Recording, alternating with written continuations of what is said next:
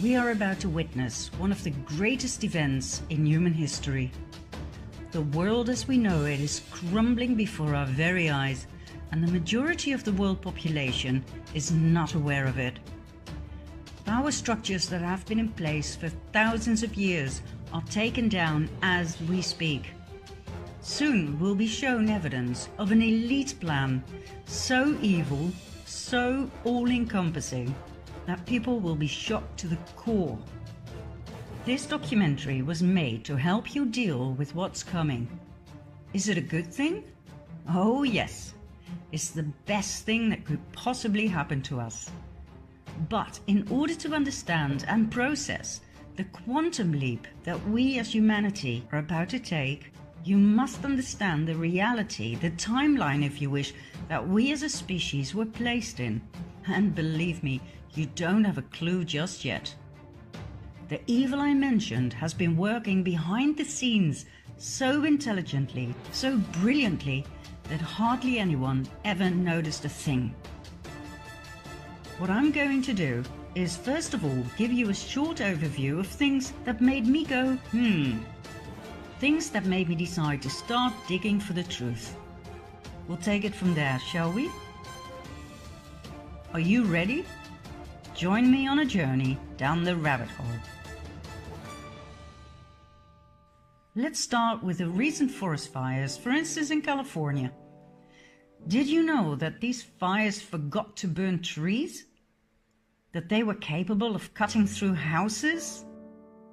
That they burn trees from the inside out?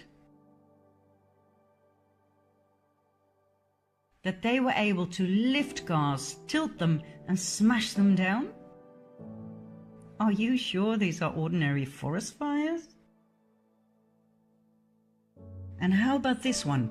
We live in a world where mercury is considered highly toxic, but not when we inject it into children in absurd quantities.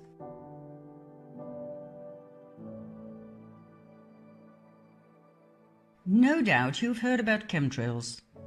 Denied by our governments for a long time, but recently acknowledged and referred to as geoengineering aerosols. They are sprayed into our atmosphere to protect us from global warming. The thing that makes me go however, is the fact that we're sprayed with heavy metals, which are stored in our brains, where they have proven to cause Alzheimer and Parkinson's disease. And did you know that in many countries, among which my own Holland, we have to explicitly say no to organ donation, for if we don't, our organs will be property of the state as soon as we are declared brain dead? The last time it was arranged this way by law was during the Nazi occupation. Did you know that our current Pope is the first to state that hell does not exist, but the devil does? Isn't it weird that the Vatican's audience hall is full of references to reptilians, snakes, serpents?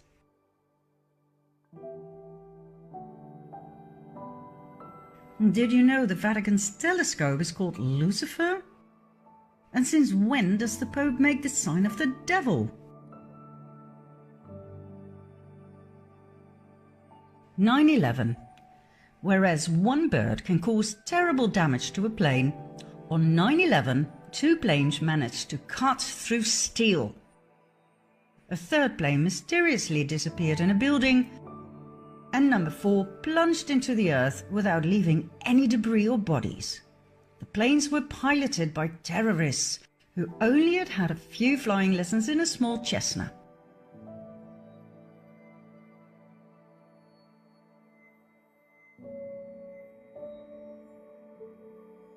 Then there are the horrid attacks on innocent people, in which the same victims can survive up to 3 different attacks.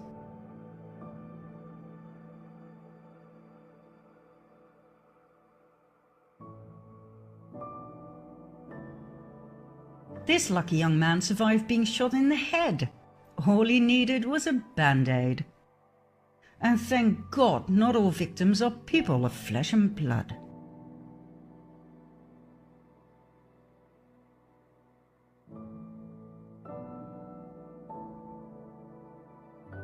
What do you think about this one? Are you a parent? Are you aware of the fact that children cartoons contain subliminal messages of sex and violence? Why?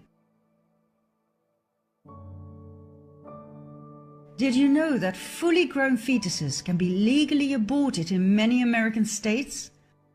That advocates of full-term abortion state that unborn babies cannot feel pain? Whereas every doctor knows that the nervous system is the first to develop in fetuses? Is abortion of a fully grown baby not the same as murder? Okay, let's have a look at the migrant caravan. Thousands of people fled their South American homes to look for a better future in the US. The trip covered 2,000 miles in 1.5 months in order to be on time for the American midterm elections as a political statement against President Trump. This means they walked an average of 45 miles a day on flip-flops, barefoot, like this and like this. 45 miles a day? Why do Hollywood celebrities promote the use of facial creams containing the foreskin of baby boys? Do you realize that these foreskins are actually sold? That it's a trade? What's next? Drinking baby blood? Now, I'm going to give you 5 more, although I could go on forever. Counting down, number 5. Did you know that diseases such as AIDS, Zika, SARS, and Ebola are actually patented? Do you know when something is patented? When it's man-made. Man-made diseases, are you kidding me? Number 4.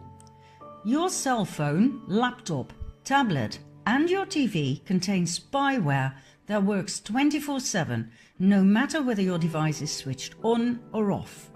This means you are constantly being monitored. Each and every conversation, whether at home or at work, is recorded. Why? And by whom? Number 3. In 2018, Monsanto, known for its genetically modified seeds and crops, plus its poisonous weed killer Roundup, was bought by Bayer, a chemical giant that produces mostly poison.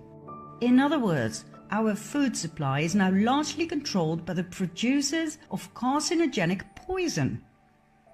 Monsanto started off producing Agent Orange, a very powerful and highly toxic chemical used during the Vietnam War to eliminate forest cover and to destroy crops. But it turned out to do just a little bit more than that, causing horrific birth deformities and various types of cancer.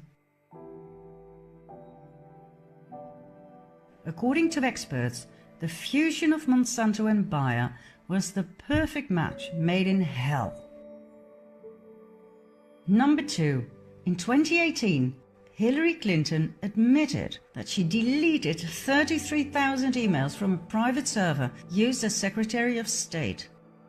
Not only that, she used a hammer to smash her cell phones, SIM cards, and hard drives. Any further evidence that could have been used against her in a court of law was destroyed by fire that conveniently started in the office of a mansion. Did she actually get away with that? And last but not least, number 1. President Obama received the 2009 Nobel Peace Prize only months after his inauguration. Why, for God's sake? He came from nowhere and had achieved nothing at the time. In the following 8 years, he invaded 7 countries and dropped a bomb every 20 minutes. Who on earth was on that Nobel committee? The world is not what you think. And guess what all of these things have in common? They were completely ignored by the mainstream media. Not one news channel covered or questioned any of it. And just when I thought I'd seen it all, this became President of the US. I always thought there were two political sides in life, left and right. Left was for the common people, right was for the rich. But I soon found out that my ideas did not reflect reality at all. Obama seemed to have enchanted everybody, including myself, with his good looks and charms. But like I said, he invaded 7 countries. He was a Democrat, for God's sake. And Democrat Bill Clinton went from one sex scandal to the next, lying under oath and getting away with it. Maybe left and right were simply two wings of the same bird? In spite of my leftist upbringing and background, and my fierce opposition against Trump, I decided to give him the benefit of the doubt. But how did he get elected in the first place? Just before the elections, WikiLeaks arose. Founded by Julian Assange in 2006, WikiLeaks is a giant online library of the world's most censored documents, obtained by whistleblowers at the highest level. Much information deals with war, spying, and corruption. Now, just before the presidential elections, WikiLeaks published highly incriminating evidence of the corruption within the Clinton Foundation and the Clinton presidential campaign. So, what happened? That happened. On January 20, 2017, Donald J. Trump was inaugurated as President of the United States of America. But how did WikiLeaks obtain the evidence of the Clinton corruption? It was leaked by an employee of the Democratic National Committee, Seth Rich, who was subsequently found dead with 2 bullets in his back. Who killed Seth Rich? We will find out in the next episodes. What do we have for now? Donald Trump as President of the US. And then, out of nowhere, arose the enigma of Q.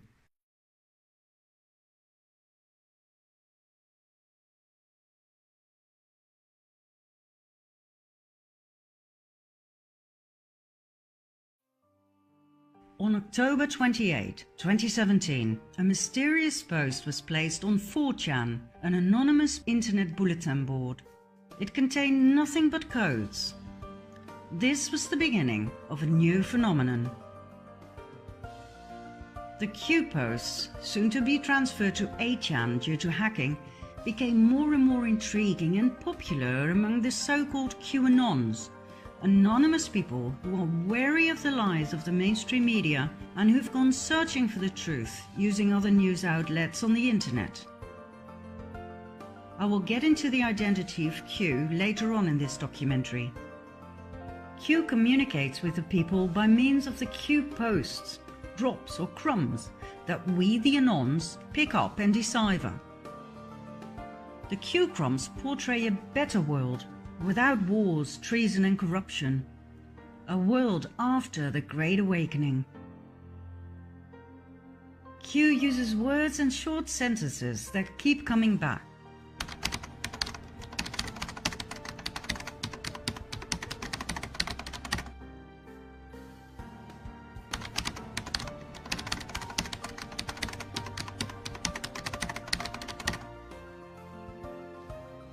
Sometimes the Q drops are short and to the point. Initials are used instead of full names. Sometimes they contain a lot of information. And sometimes combinations of letters and numbers are used for us to rearrange. The Q clock was introduced, and it took us quite some time to figure out how to read it. And then there was the Q map, containing an incredible amount of vital information. The map was made by Dylan Lewis Monroe. It contains an overview of the true history of mankind and its covert power structures. Q is not a cult, as suggested by opponents. After all, it tells us not what to think or what to do. It merely gives us questions, clues and riddles. We need to do the research in order to find the answers, and that is how we discover the truth.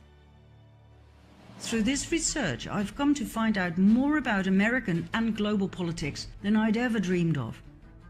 I was never really interested in politics, but the Q drops opened my eyes to a whole new world, a world of secret societies, secret services within secret services, and secret deals made on a grand scale. A world with shadow governments, with an excessively rich 1% of the world population that actually runs the world. Not our political leaders, not our presidents, but a very small group that we refer to as the Illuminati or Cabal. I learned about an evil master plan to completely dominate the world. And the ordinary people like you and I, we know nothing. We get up in the morning, we go to work, we pay our bills and our taxes, we watch TV and go to bed, not knowing that there's a battle being fought over our heads for world dominance, a battle between good and evil. This is what Q is pointing out to us, but we the Anons have to do the research, and we do, like nerds, like an army of digital autists, we connect the dots. There is a war going on for world dominance, for the absolute submission of the masses. How is this achieved? By the constant waging of war, by the introduction of the Federal Reserve Bank and central banks, by trafficking drugs, oil, and people. The only two American presidents who tried to break down the power of the elite, beginning with the banks by printing their own interest-free, debt-free money, thus bypassing the Federal Reserve System, were Abraham Lincoln and John F. Kennedy. What else did they have in common? They got murdered.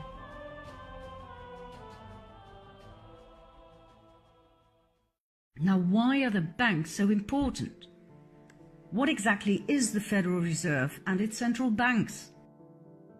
The Federal Reserve is the central bank system of the US. And in spite of the very misleading word federal, the Federal Reserve and all central banks around the world are privately owned. They are not government institutions. They are owned by some of the most wealthy and influential families in the world, two of which are close to the top of the power pyramid, the Rothschilds and the Rockefellers. The Federal Reserve was set up in 1913 after quite a bit of opposition from the US government and some very wealthy people, such as Benjamin Guggenheim, from a very influential mining family, Isidor Straus, head of Macy's department stores and politician, and John Jacob Astor, businessman, inventor, and probably one of the wealthiest men at that time. The wealth of these three men in those days was approximately $500 million, which today would amount to something like 11 billion. These men were so rich they could not be bought, not by any bank. What else did they have in common? Apart from money, power, and opposing the creation of the US Federal Reserve? They all died on April 15, 1912, when the ship they traveled on hit an iceberg and disappeared in the cold ocean. Coincidence? Let's just say the Titanic disaster was highly convenient. The rest of the opposition was easily cornered. US Congress was bypassed. The Fed was created illegally, unconstitutionally, something not many people are aware of. Let's have a look at the visible top of the power pyramid. There we have the Rothschild family. In short, this family owns most of the world. They own each and every central bank. They own the Federal Reserve. They control the International Monetary Fund. They control the World Health Organization. They financed both parties of every war since the war against Napoleon. They financed the Bolshevik Revolution. They financed Hitler and the Nazis. They financed the production of IBM's punching machines for an efficient prosecution of the Jews by the Nazis. And they had equities in Exxon and IG Farben, the dealers of Zyklon B gas for the Nazi gas chambers. The estimated net worth of the Rothschild family is $500 billion. When you have that much money and power, you can poke the chest of the Crown Prince of Great Britain like he's your bitch. And when you oppose their power and try to stop them from taking over your banking system by setting up a central bank in your country that loans money to you at insane interest rates that you can never pay back, so that your country becomes the eternal slave to the Rothschild banking system, as happened to every country around the world, you are either ousted or killed. Your country will be invaded and blown to smithereens in the name of democracy, supported by the mainstream media that portrays you as a dictator. The same applies to those who refuse to accept the almighty US petrodollar. Oh, and there's much more, but we'll leave that for another time. The Rothschilds are not the only ones dominating the world. They are just part of the 1%, the elite. Another family of great influence are the Rockefellers. They made their initial fortune through oil.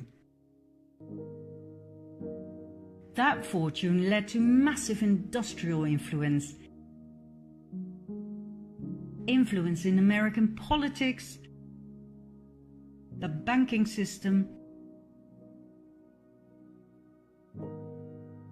and the pharmaceutical industry.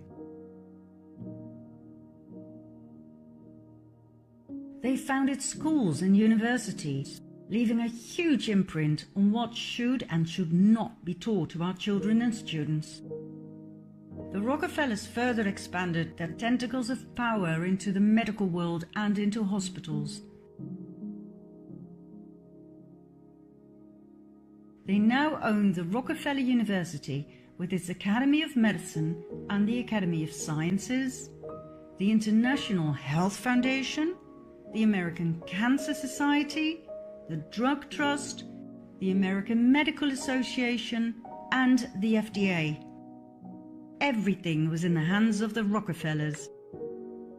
They further infiltrated the educational and medical system by means of the Rockefeller Foundation, giving grants to specific research programs such as the research and development of vaccines, for instance against Ebola, yellow fever, Zika, the flu, and Gardasil, which was further developed and promoted by billionaire and partner in crime Bill Gates. Every case of dangerous side effects such as miscarriage, autism, sterility, seizures, paralysis,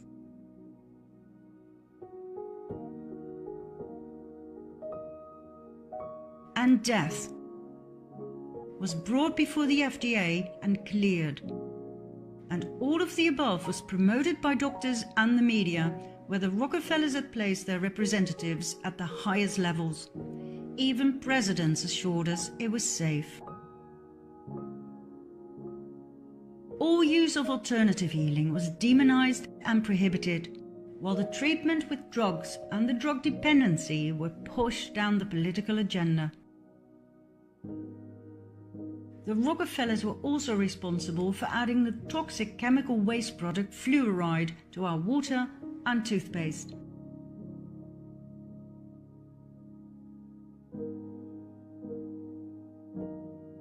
And as usual, the media spread lies about its healing qualities. No doctor or dentist ever tested its efficacy. They simply told their patients what they'd been taught at the Rockefeller institutions. Yet another field of interest was the genetic manipulation of crops. The Rockefellers own millions of shares of Monsanto stock, as does their partner Bill Gates. Their mutual interest in eugenics, which aims at improving the genetic quality of the human population, will come as no surprise. Back in Nazi Germany, the Rockefellers financed the horrific eugenics experiments performed on Jewish people, trying to create a superior master race. So, in short, two very powerful families that rule the world and its population are the Rockefellers and the Rothschilds. And guess what? They are not even the most powerful. There are other families that exceed the Rockefellers and the Rothschilds, both in money and in power. But I will not go any deeper into that at this stage. We'll save that for later, shall we? There's one more man I want to put in the limelight right now. George Soros, described by the mainstream media as investor and philanthropist. His net worth? $25 billion. Soros was born in Hungary. After World War II, he moved to England and then on to the US, where he made a fortune with his hedge funds and his merciless ways to manipulate the financial market, using crises to further increase his own wealth and expand his power. He prides himself in taking no responsibility for his actions and the destruction he caused to literally millions of people. I quote, "I am here to make money. I cannot and do not look at the social consequences of what I do." Soros strikes me for his choice of funding. For example, NAMBLA, the North American Man-Boy Love Association.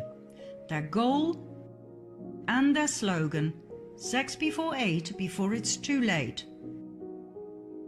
This is their mascot. Why does this great benefactor support a pedophile club such as NAMBLA?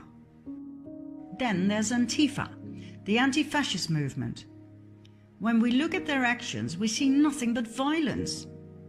They show great resemblance with fascism, which is rather strange for an anti-fascist movement.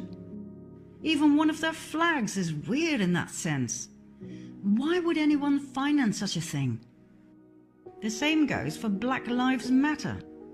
Why sponsor a movement that pretends to be left-wing but shows nothing but riots and violence in practice? Do you want to know what we're dealing with here? Then follow me to part 3.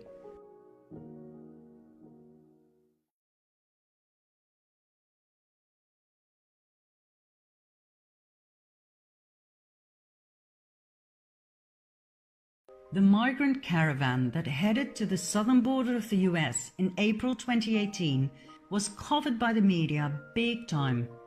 According to the official reports, these people came mostly from Honduras, where the caravan had started, and then people from Guatemala, El Salvador, Nicaragua and Mexico joined the march.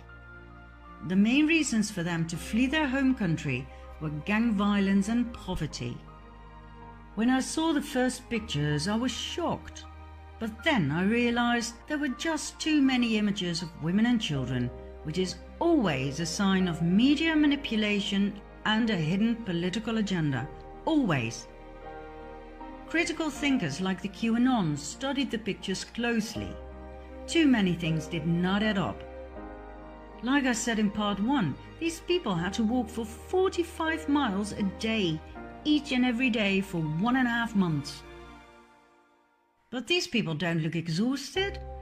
They're not dirty or sweaty. I mean, look at them. Their clothes are clean. Clean babies. Clean pants. They wear labels. They are well fed. These people aren't refugees. They're not poor. I traveled through Mexico, Guatemala and Honduras and I saw poverty. Believe me, these people are not poor. 45 miles a day on flip-flops? Are you kidding me? Or even barefoot? Come on, where are the blisters? And why aren't they carrying what is needed for a journey like that? Blankets, food, water. Where are the spare diapers? Some people do have small backpacks, but they appear to be brand new. So, what did happen? First of all, buses and vans were deployed to transport all of these people from Honduras to the US border.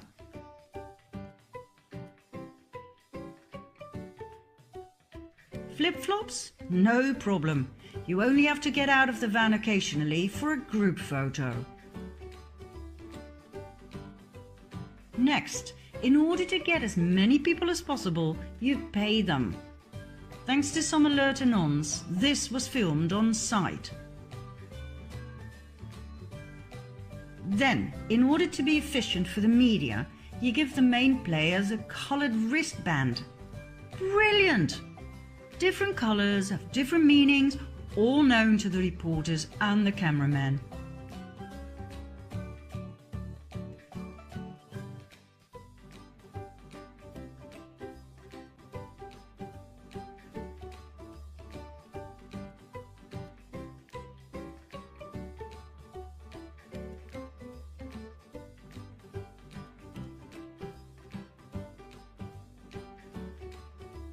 Some people overact.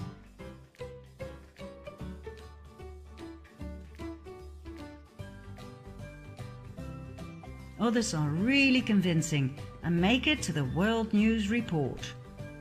Meet Maria Meza and her 5 children, all the way from Honduras. She made it to every news item on TV, telling about her terror, the fear for her children, their eyes all wet and swollen due to the tear gas that the American Border Patrol so viciously threw at them. Well, Maria, there are a few flaws in your story. I've looked at every single picture of you and your beautiful girls. None of them show any signs of tear gas.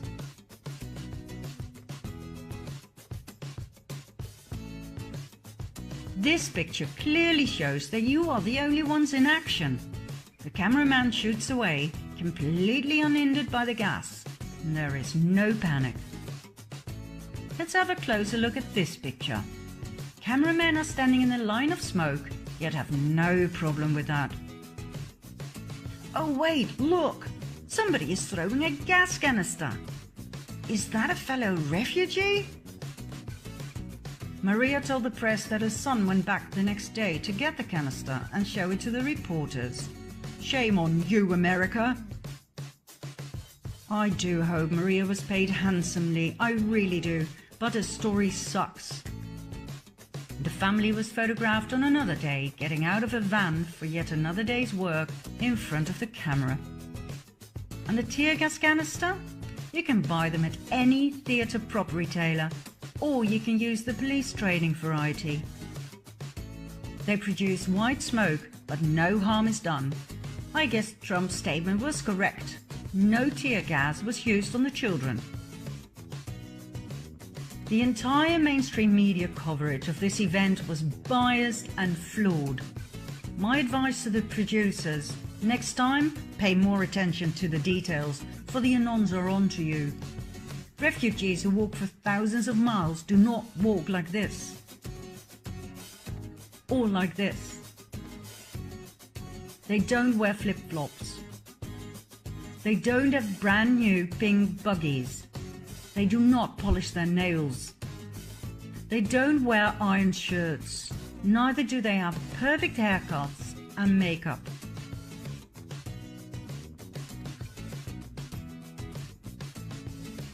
When they say they flee their country because they're so poor they can't even buy food, don't show them with digital cameras and iPhones. Refugees who walk for thousands of miles are not clean.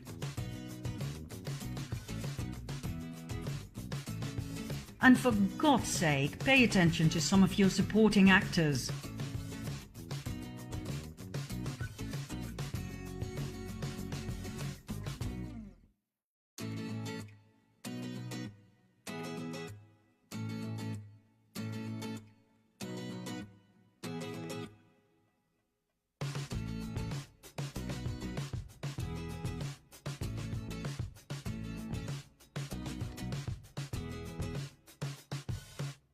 And when you Photoshop someone into a picture, make sure you don't forget his leg.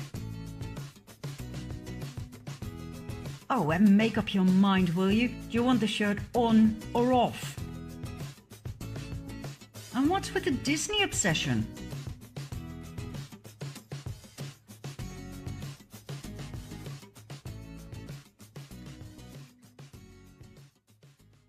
When you really want to know what's going on in the world, you have to do the research, just like Q keeps saying. And when you do, you will see what's real and what's not.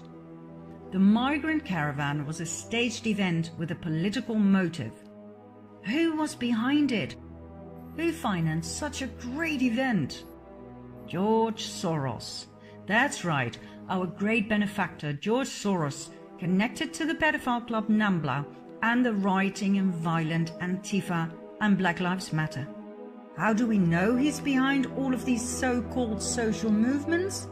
Well, it's not really a secret. According to an analysis of his tax filings, he invested $33 million in the notorious Ferguson riots alone.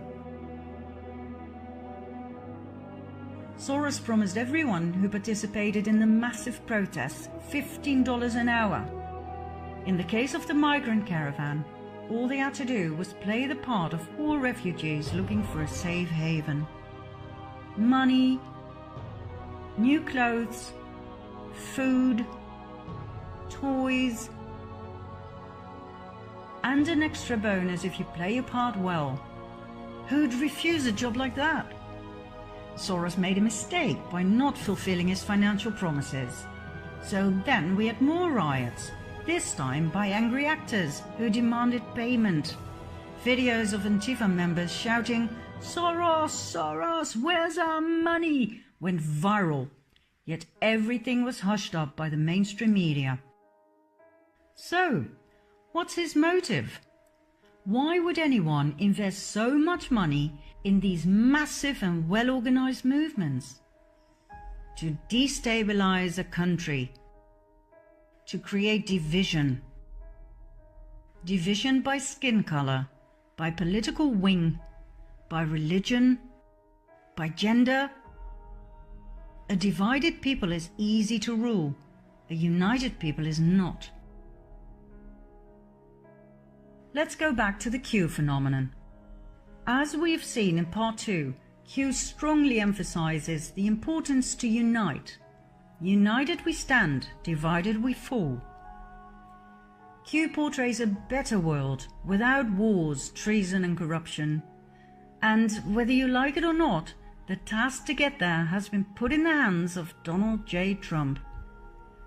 Now, normally when I say this to people, I get the most vicious looks. Thanks to the mainstream media, the majority of the Dutch people believe Trump to be a narcissistic dictator. But hey, let's talk some facts here, shall we? Trump went to North Korea.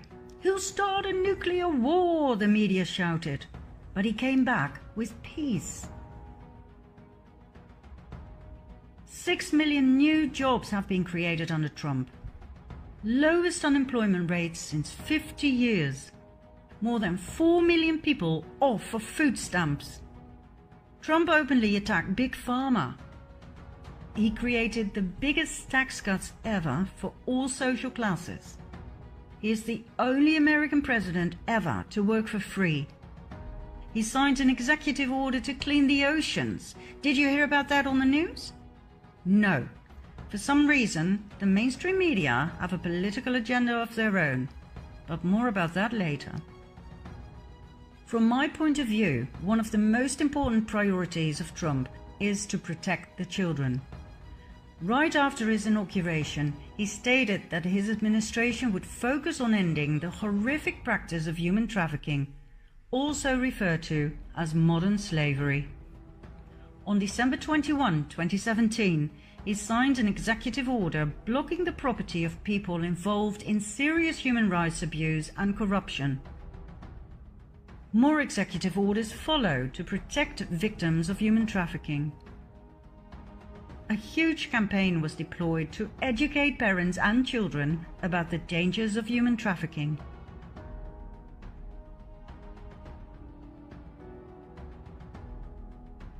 Throughout 2018 and 19, many arrests took place. Thousands of child molesters were arrested. Thousands of victims were rescued. Trump keeps emphasizing that most victims are smuggled into the country through the southern border. He shows numbers, statistics.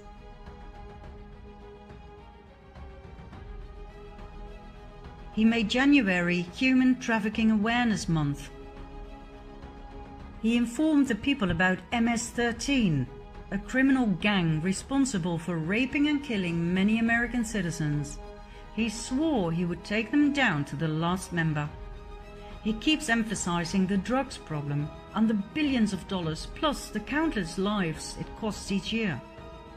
He keeps pleading for a wall, anything to reduce the drugs and human trafficking numbers as much as possible. But the mainstream media keep twisting his words, making it sound like immigrants aren't welcome. I've watched these interviews time and again, and I can assure you that according to President Trump, immigrants are most welcome, but they have to come in legally. The funny thing is, Bill Clinton wanted a wall. Obama wanted a wall.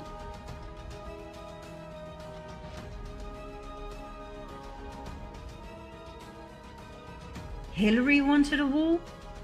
They all voted for a wall when they were still in the Senate. I'm talking about the 2006 Secure Fence Act, passed by a Republican Congress and signed by President George W. Bush. It wasn't a problem back then, but now all of a sudden, Trump is an immigrant hater? The more I study the subject, the more I understand why Trump is bashing fake news. But more about that soon. Back to Trump's war against human traffickers. For years, whistleblowers at the highest levels have been stepping forward with testimonies about child trafficking for the elite.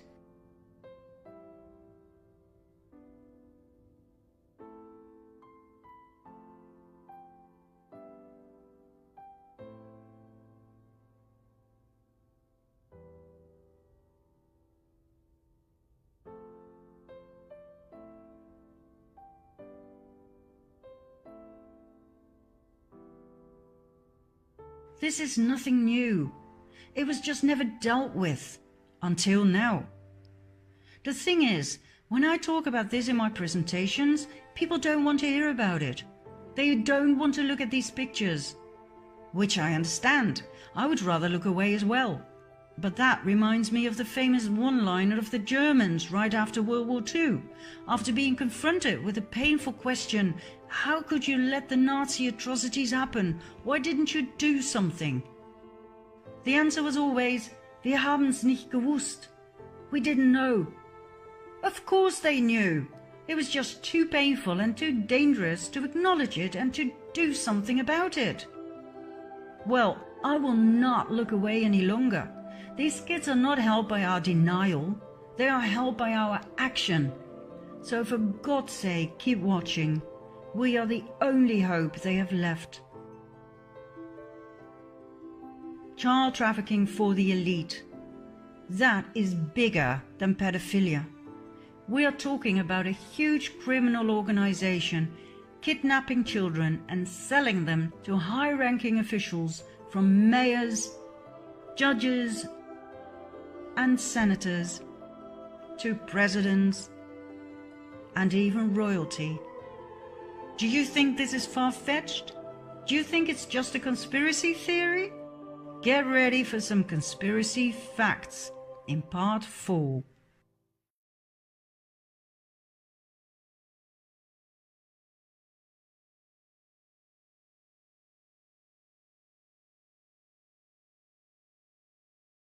In 2010, right after the devastating earthquake, 33 children were smuggled out of Haiti. The woman who was arrested, Laura Gaylor Silsby, said they were orphans who were about to be adopted in the US. Upon investigation, however, it turned out most of these children were not orphans. They were later reunited with their parents. Furthermore, there were no adoption papers to be found. These kids had simply been abducted, stolen from their parents. Who exactly is this Laura Gaylor Silsby? First of all, she was on the board of directors of Alert Sense, the company that provides the technology for Amber Alert. Amber Alert is the broadcast emergency response to recover abducted children. Isn't that an interesting paradox? A convicted child trafficker? Yes, she was found guilty and convicted. Connected to Amber Alert, set up to rescue children? Secondly, this lady is the founder of the Baptist organization New Life Children's Refuge, an orphan rescue mission for Haiti. Sounds to me like she had a ways to smuggle children out of the country real easy. Nice cover. Last but not least, she's a close friend of the Clintons, who immediately paid for a lawyer, Jorge Puello, who himself is a convicted pedophile. He was arrested and convicted for leading an international human trafficking ring involving women and children. All of this came out into the open thanks to WikiLeaks that published the secret emails between the Clintons and Laura Gaylor Silsby. Let's continue with Haiti some more before moving on, shall we? Haiti was put in the limelight once again with the Oxfam scandal. Oxfam, known for its shops throughout the world for empowering women and for fighting poverty, was banned from Haiti following the 2010 earthquake. There were orgies with prostitutes, some of which were underage, in other words, with children. Leaked emails further confirm that $3 million were diverted from Haitian relief funds via the Clinton Foundation to pay for Chelsea's extravagant 2010 wedding. When Trump called Haiti a shithole, the whole world went mad. But he was right. What he referred to was what the so-called non-profit organizations had turned the island into after the earthquake. The Red Cross collected $500 million for Haiti, and all it did was build 6 houses. The Clinton Foundation ruthlessly misappropriated the earthquake donations from international donors and got away with it. Klaus Eberwein, a former government official of Haiti, due to testify about the Clinton corruption, was found dead with a bullet in his head only days before the trial on July 12, 2017. Monica Peterson, the young social anthropologist who went to Haiti to investigate human trafficking on the island and who tweeted some critical thoughts about the Clinton Foundation, was found dead by hanging shortly after, in November 2016. Her death was ruled suicide. And when surgeon Dr. Dean Lorek openly vented his disgust about the corruption by the Clinton Foundation that he himself witnessed while trying to save lives on the island, he too ended up dead. In December 2017, he was found on the bathroom floor of his apartment in New York with a knife in his chest. His death too was ruled suicide. But hey, let's not dwell on the many suicides surrounding the Clintons. Let's go back to one of Q's often repeated sentences. Symbolism will be their downfall. In 2007, the FBI released a bulletin with symbols used by pedophiles to identify their sexual preferences and to communicate where to find both each other and their prey. The blue triangles identify boy lovers, the pink hearts are for girl lovers, and the butterfly is for child lovers in general. These pedophile logos will indeed be their downfall. They are in plain sight, for they never thought people would wake up and see. And just like we saw with Amber Alert, it's the organizations that claim to protect children that actually use pedophile logos. For instance, the International Adoption Clinic. New Star Kafala, a Muslim adoption and child advocacy agency. This is the logo for their HOPE program, helping orphans progress emotionally. Then there's the Pacific Crest Trail Association. It changed its logo in July 2017 after the pedophile connection in the capital A was discovered by the public. Now, I'm not saying these organizations are proven pedophile dens. I'm merely pointing out the interesting choice of logo, which of course could be totally based on coincidence. This logo eerily resembles the boy lover symbol. It was used by the Pierre Elliott Trudeau Foundation, set up by the Canadian Prime Minister Justin Trudeau in honor of his father. This logo was on the 2015-16 annual report. Then there's Alpida, a Canadian refuge charity. Alpida was founded by the Radcliffe Foundation, set up and owned by Frank Giustra. Now, apart from the interesting choice of logo, There are a few things about Mr. Joustra that fascinate me. First of all, he's a major sponsor to the Clinton Foundation. We're talking $100 million and more. He loved going to Haiti with the Clintons. And he founded the Boys Club Network for boys between 12 and 18 seeking connection and mentorship. His co-founder is Jim Crescenzo, a teacher from Vancouver who received an Excellence Award from none other than Justin Trudeau. Now, once again, I'm sure this is just coincidence. But what is it that Q keeps saying about coincidence? How many coincidences before mathematically impossible? For someone who claims to be a decent family man, Justin Trudeau sure has some interesting friends. Take Christopher Ingvelson, a Canadian private school teacher, convicted for the possession and distribution of child porn. For many years he was Trudeau's friend and roommate. Then there's his best friend Peter Dalgleish, the world-renowned humanitarian who was caught in the act in Nepal with 2 children aged 12 and 14. He was the founder of Street Kids International and the Trails Youth Initiative program. Now, I'm sure these programs do great things for kids, but why choose pedophile logos? And why are so many set up by registered and convicted pedophiles and sex offenders? I mean, if you're a pedophile, wouldn't it be great to have your own child protection program? To have access to all those lovely children to pick from? Mind you, these children often come from troubled backgrounds. Some have criminal records. Many suffered from neglect and abuse in early childhood. Easy prey, and no concerned, loving parents to protect them. I mean, look at CPS, the Child Protective Services, exposed in 2007 for legally kidnapping and selling children for adoption out of foster care. The lady who exposed them, Congresswoman Nancy Schaefer, was murdered in 2010. Now back to Trudeau's interesting best friends.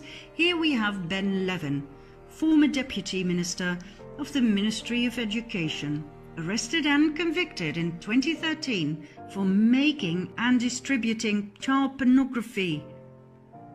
Then there's Jan Gomeshi, the Canadian CBC radio host, arrested and charged in 2015 with 7 counts of sexual assault and 1 count of overcoming resistance by choking.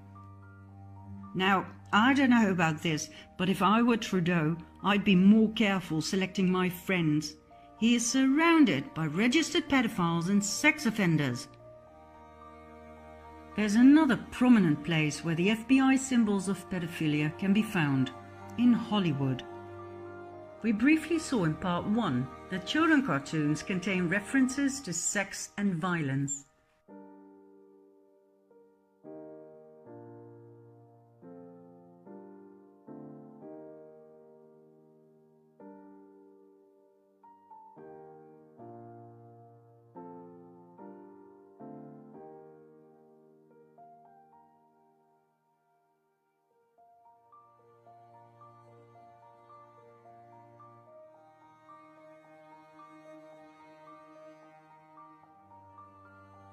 Doesn't that make you wonder who Walt Disney really was?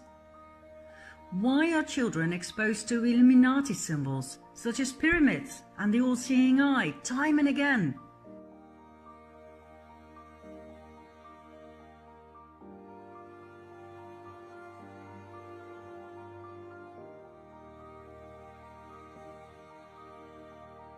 And why are pedophile logos used for candy and ice cream? Yet another thing that attracts children. The more I dived into this topic, the more I realized to what extent this had actually drenched our society. Top directors such as James Gunn, who openly and proudly tweet about being a pedophile. I guess this is normal in Hollywood?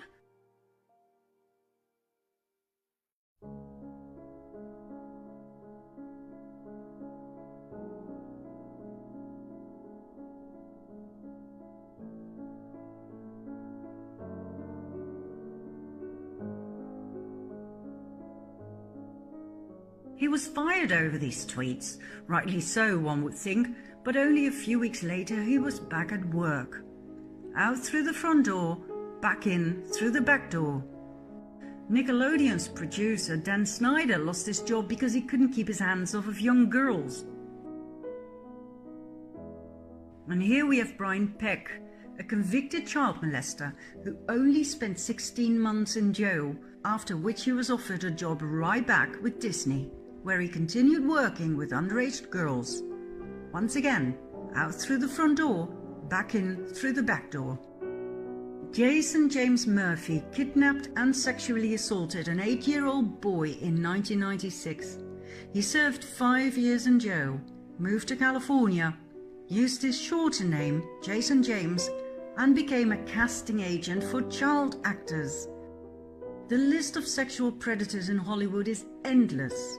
Only recently were some of them called out by their victims and arrested. Most victims never dare to speak up, for their predators are absolute legends in Hollywood. Actor Corey Feldman was one of the first to speak up about child abuse in Hollywood. He and his best friend Corey Haim became actors at a very young age. They were incredibly successful and famous, but the price was high. They were sexually abused by various adults they worked with. It was common knowledge that the two Coreys were passed around at Hollywood parties. They resulted in great trauma that was buried for many years. The two Coreys sought relief in alcohol and drugs, which eventually led to Corey Haim's death at the age of 38. It wasn't until recently that Corey Feldman called out his abusers. Elijah Wood, who became world famous for his part as Frodo in The Lord of the Rings, supported Corey Feldman's statements about Hollywood as a pedophile den. Elijah was protected by his mother, who wouldn't let him visit any of the parties where a lot of the abuse took place. World-renowned actors such as Robert Downey Jr. and Brad Pitt also stepped forward to support all of these statements.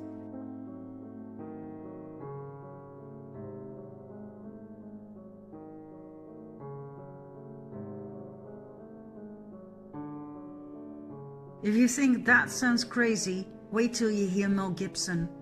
The world-famous megastar, both as actor and producer, was blacklisted by Hollywood for stating that Hollywood is a den of parasites who feast on the blood of kids.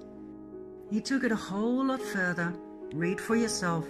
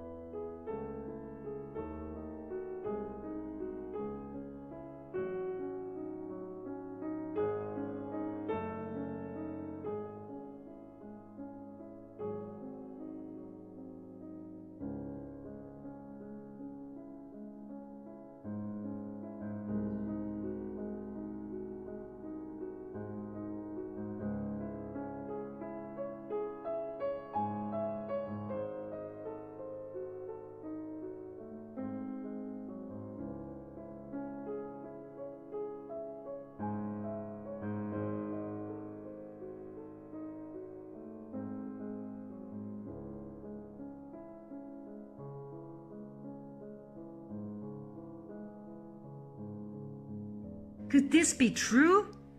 Eating babies? Drinking their blood? Will this have a happy ending? Oh yes. Let's move on to part 5.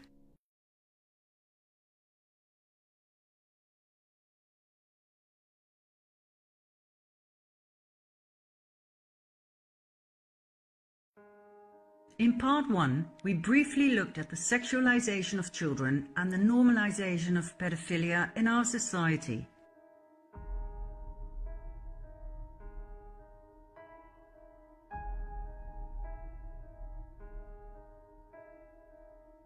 Innocence is sexier than you think? And what about this clothing store called Sweet and Sexy Kids? What the hell is sexy about kids? At an academic presentation at Cambridge University in June 2018, it was actually stated that the majority of men are probably pedophiles and that pedophilic interest is normal and healthy. The New York Times declared pedophilia not a crime but a disorder. And during 2 TEDx talks, pedophilia was presented not as a disorder but as a sexual orientation. Posters were spread. And Cosmopolitan magazine published an article by the hand of a young woman who became her father's lover.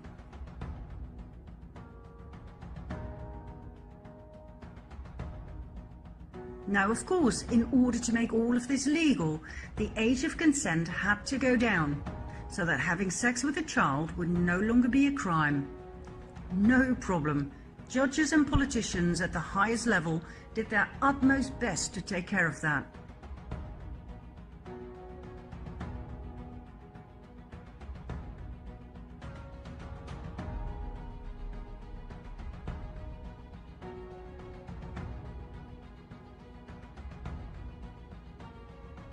Not many people know that Patricia Hewitt was General Secretary of the NCCL, later known as Liberty, which was affiliated to PI, the Pedophile Information Exchange. Then there's former British Prime Minister Theresa May, who thinks pedophiles should be allowed to adopt children too. When you study the patterns of this topic, it seems there is a larger plan behind it all.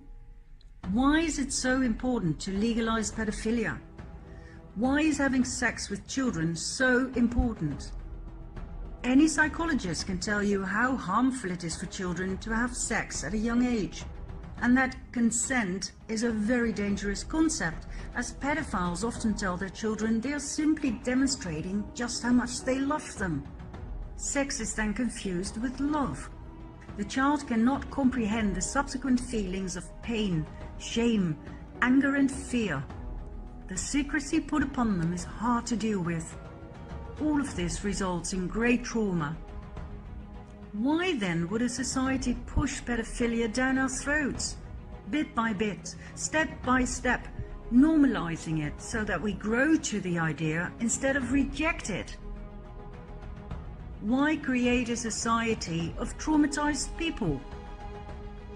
Why are pedophile logos used in children cartoons, Disney movies, candy and ice cream, child protection centers, adoption agencies, in business and in politics?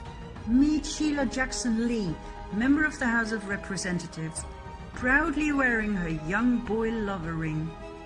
What is going on here? Let's follow a lead. Check this out. This still image appears in a video clip of a band called Sex Stains, and this is where it gets interesting. They played at Comet Ping Pong, a restaurant in Washington, D.C. Best known for its pizzas, ping pong tables in the basement, high-profile clients such as Hillary Clinton and the Obamas, and a conspiracy theory called Pizzagate, more about which in a bit. Meet the owner of Comet Ping Pong, James Achilles Alefantis. When Alefantis started his restaurant in 2006, he didn't have much, according to himself. Yet in 2012, only 6 years later, he was named as one of the 50 most powerful people in Washington, D.C. That fascinates me. You don't become that powerful by running a pizza place. So, who exactly is James Alefantis? He portrays Comet Ping Pong as a family-friendly restaurant, yet his tweets and those posted on his Twitter account are controversial to say the least.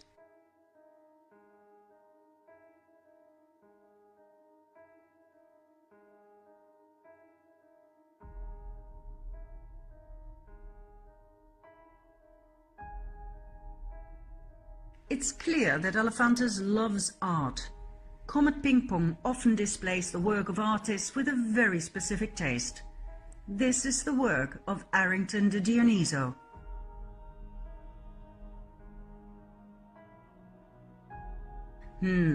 Not a big Trump fan, huh? Why is this on the walls of a child-friendly pizza place?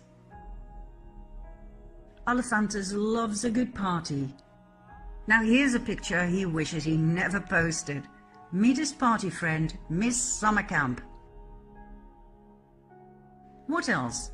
He had a love affair with David Brock, political consultant and founder of Media Matters for America, a progressive research and information center dedicated to comprehensively monitor, analyze, and correct conservative misinformation in the US media. In other words, an organization for censorship. Brock's Media Matters received $1 million from none other than George Soros back in 2010. Brock also founded Correct the Record with the sole purpose of censoring all negative reports on Hillary Clinton on social media. Censorship once again. So, James Elephantis is definitely a lead we must follow. What else do we know about him?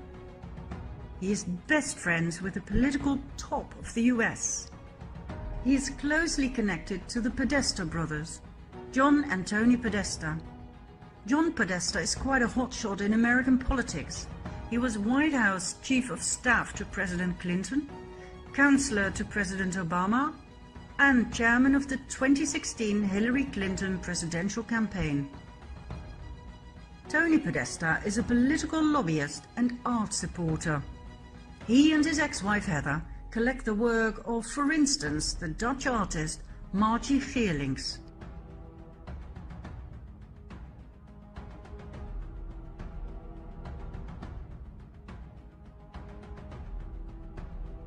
Fascinating, to say the least. They are also great admirers and buyers of the work of Patricia Piccinini.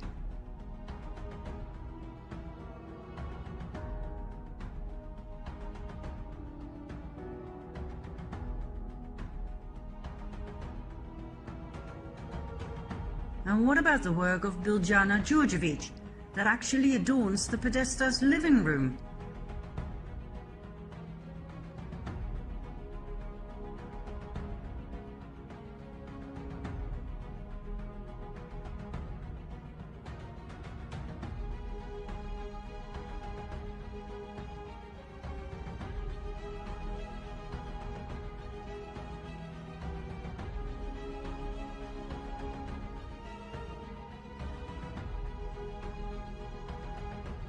This is Louise Bourgeois. Her work is prominently present in Tony Podesta's mansion. This piece is called Arch of Hysteria. It greatly resembles the work of Jeffrey Dahmer, a serial killer who liked to dismember his victims and leave them in a somewhat awkward position.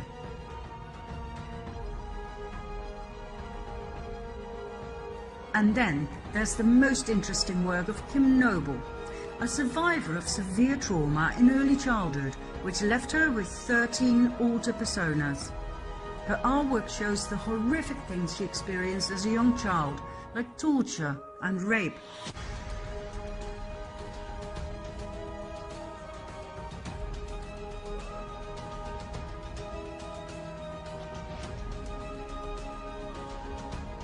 Her work was exhibited in Comet Ping Pong, our child-friendly pizza place. Now, I don't know about you, but this makes me sick as a dog. The more I study Pizzagate, the more I realize this was quite likely conspiracy fact, not theory. What kind of a pizza place exhibits naked, abused, tortured, raped, and even dead children on its walls? What kind of man becomes one of the most powerful people in Washington, D.C., serving pizza?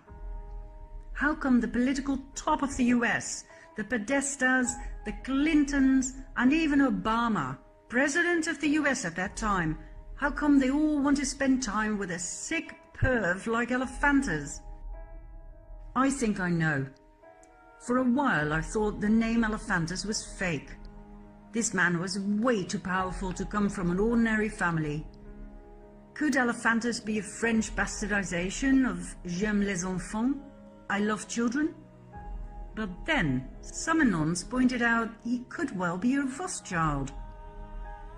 After some digging, I came across an interesting twist in the Rothschild family tree, starting with Evelyn Achille the Rothschild. His middle name kinda gives it away, doesn't it? He was born in Buffalo, New York in 1886 and died in World War I in 1917. 2 years before he died, his illegitimate son, Louis George, was born. But as he wasn't married, his son inherited the name of his mother, Elephantas. The boy grew up and married Helen Rapaz and had 2 sons, one of which is Achilles Louis Elephantas, the father of our very own James Achilles Elephantas. His mother's name is Susan Reed Shoemaker. So, his middle name, Achilles, takes him all the way back to his great-grandfather and even further back to his great-great-grandmother, the Italian Marie Perugia. Her father's name was Achille Perugia. In short, James Achilles Elephantas is a real, genuine, full-on Rothschild. That explains his power and his friends. It explains his close proximity to the Clintons, just like his uncle and aunt, Evelyn and Lynn de Rothschild. So, are we to believe that our political leaders simply enjoy pizza and sick art? Is that it? What is it with pizza anyway? Why is it so sexualized?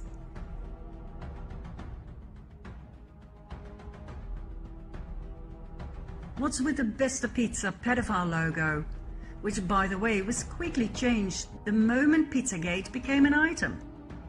Is it all just a coincidence that the Podesta emails, revealed to the public by WikiLeaks in 2016, contain countless pizza-related words such as cheese, hot dogs, pasta, walnut sauce?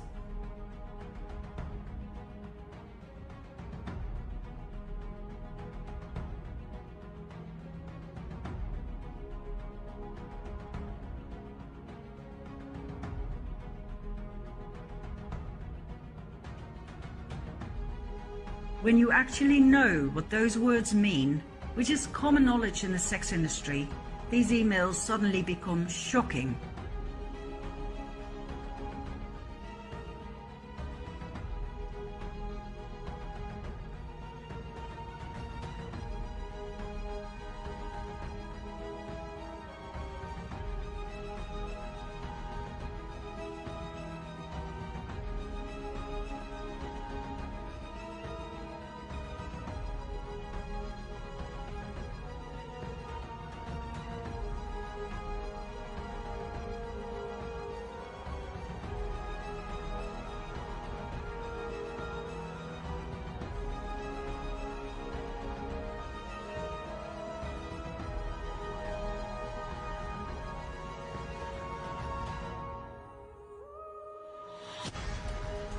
Is this why Hillary deleted 33,000 emails for which she is currently scrutinized?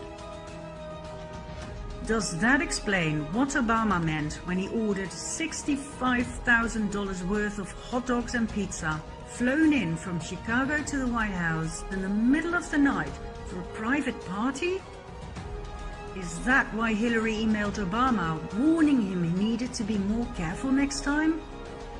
The hot dogs can come, but if you make a spectacle out of it, that will be our downfall. And I think it would be wiser to restrict this activity to our predetermined locations. Really? For a few hot dogs?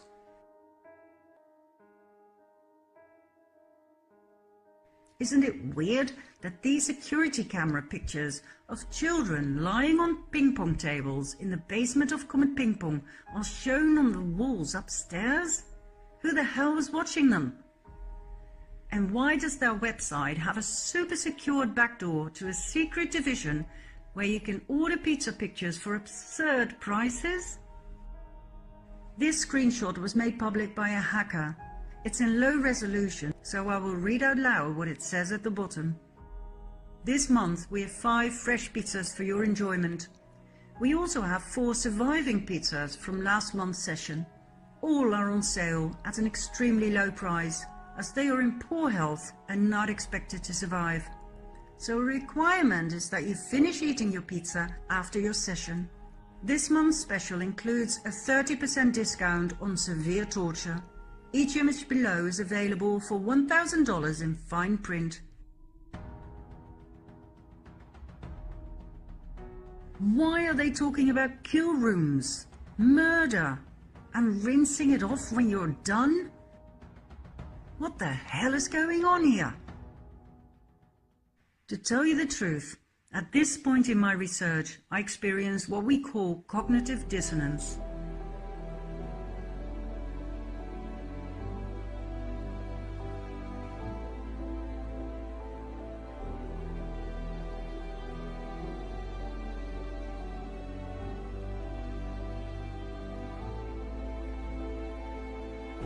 What I'd found out was so contrary to my belief system that I wanted to dismiss my discoveries.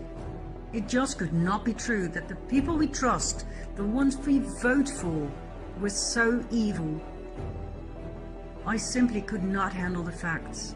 How could people so charming and intelligent be part of a child trafficking, pedophile ring where children were tortured, raped and killed for pleasure?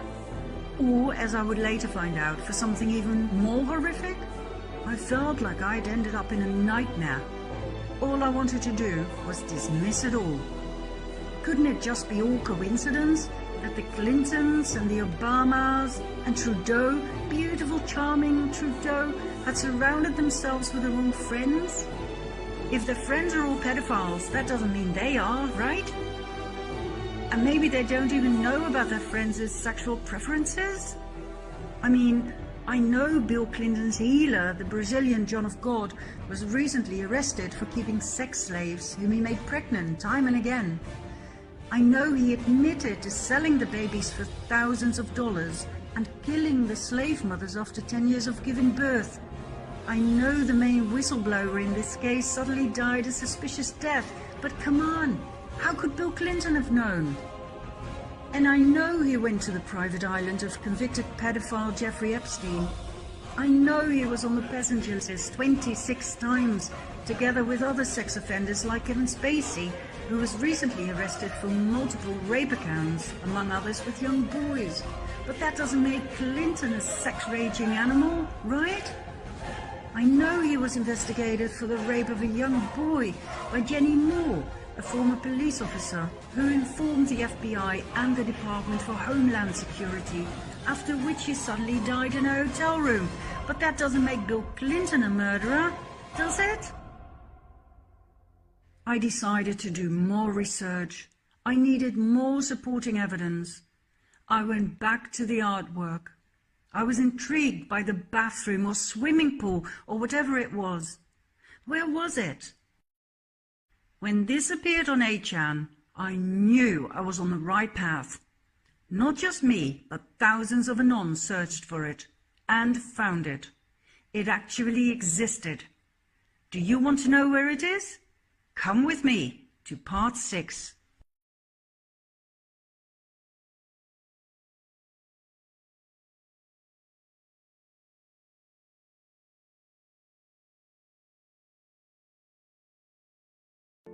The swimming pool in the artwork bought by the Podestas actually exists.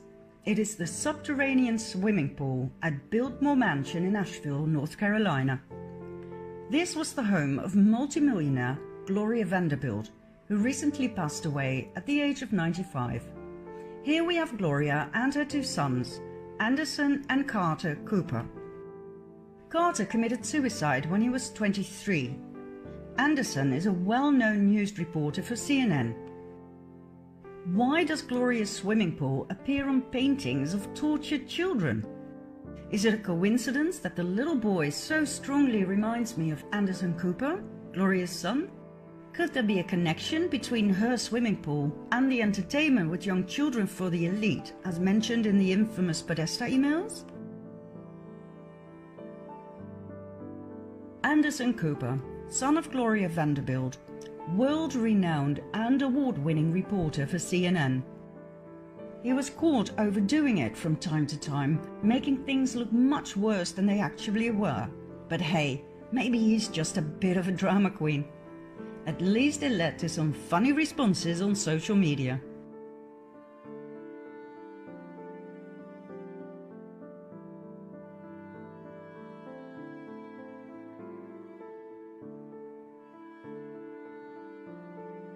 The question remains, is it okay for a media outlet to deliberately broadcast such exaggerations? Is that honest broadcasting? Is it okay to influence the public with headlines such as these? Is it okay for the Dutch news network NOS to show a twisted version of an interview by BBC's John Sweeney asking Putin about the killings in the Ukraine, where the NOS edited the original interview so that Putin seems to walk away, ignoring Sweeney? Yet the original interview, which can also be found on the internet, shows Putin taking his time answering the question. Is it okay for several American news outlets to accuse Trump of raping a 13-year-old girl together with Jeffrey Epstein, a convicted pedophile? Is it okay that there's a deafening silence from the mainstream media now that the flight records show that it wasn't Trump but Bill Clinton who joined Epstein at his parties with underage girls on Orgy Island? Is it okay that Trump's words about MS-13 gang members being animals were totally twisted, obviously on purpose, so that he seems to refer to immigrants being animals?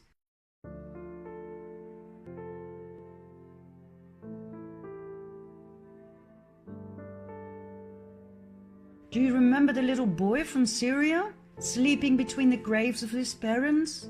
That too was staged and broadcast on purpose, as to manipulate the people into yet another war. The boy was paid to lie there. I don't know about you guys, but this is not okay. It's not okay to fake white helmets saving a wounded man right after a bombing, only to have a selfie taken. That's deceit. It's not okay to lie to the public about Syria and the alleged chemical attacks, so that yet another war can be justified. For months we were lied to by the mainstream media. Remember this poor little girl? You probably will, for she was used 3 times for 3 different rescue missions in 3 different months in 2016. I find that shocking. It is not okay to fake attacks on women and children to trigger an emotional response that justifies the invasion of yet another foreign country. I find it horrifying to see the well-designed deceit of Western people who watch and trust the news.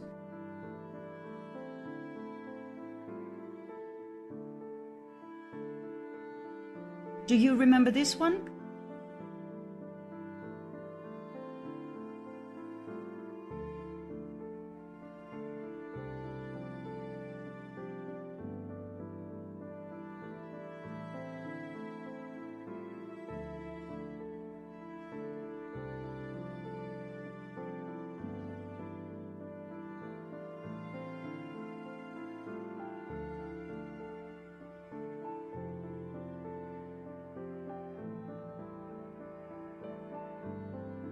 I could go on for hours with examples of fake news, but I think this is enough. For now at least. I'll give you 2 more to digest. In 2015, during a presidential rally, Trump imitated reporter Serge Govaleski, whom he had caught lying. It concerned an article from 2001, in which Govaleski wrote about people cheering the fall of the Twin Towers. When Trump quoted the article in 2015, Govaleski backed out, saying he didn't remember writing the article. Well, the article could easily be found on the internet, and Trump called out Kowalewski for his lie. But the mainstream media seized the opportunity and used these headlines: Trump mocks the disabled. Kowalewski suffers from arthrogryposis, but that does not cause the weird movements Trump made. On other occasions, and in exactly the same way, Trump had imitated Senator Jim Mattis, presidential candidate Marco Rubio, a general, and a bank manager who all got away with lies. However, as Mattis, Rubio, the general, and the bank manager were not handicapped, they were of no use to the mainstream media. Kowalewski's handicap, however, went around the world, convincing everybody that Trump looked down on the disabled. And I must confess, I too fell for it.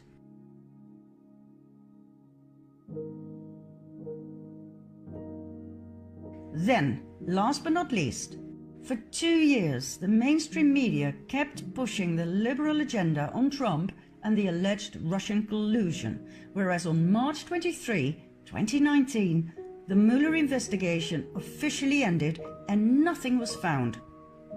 After 2 years of doing everything they could to take Trump down, they found absolutely nothing. Trump was cleared, yet the mainstream media kept repeating something has to be wrong with this president. Trump's official innocence is completely hushed up, just like they didn't say a word about the countless pedophiles that were arrested under Trump. Total radio silence. From the beginning, Trump has been warning us about the mainstream media as the #1 enemy of the people. And the more I study the subject, the more I understand that Trump is actually correct. The mainstream media uses its power to steer the public into a desired direction. The spreading of disinformation is nothing new. Back in the early 1950s, the CIA set up Operation Mockingbird, a large-scale program in the US with the sole purpose of manipulating news media for propaganda purposes. Leading American journalists were recruited into a propaganda network. In other words, the Secret Service determined what was going to be on TV and in the news.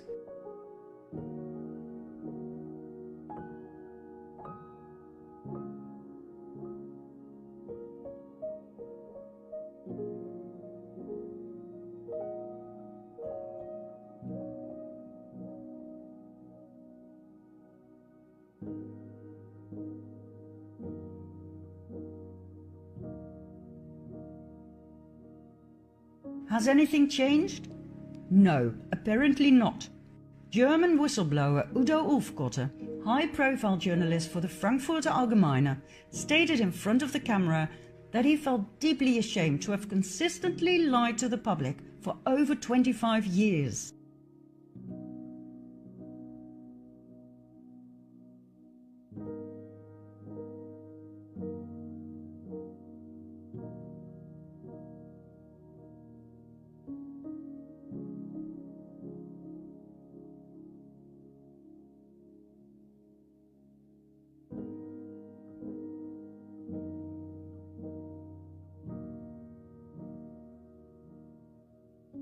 Ulfkotter died of a heart attack shortly after, in January 2017. The illusion of choice. We think, there are so many channels, how could they all be in on it? Well, that's easy. This shows you who owns whom. Do you see it? There are only 4 companies. CBS seems to be independent, but is owned by the same billionaire as Viacom. When you give people the illusion of choice, they believe they are free.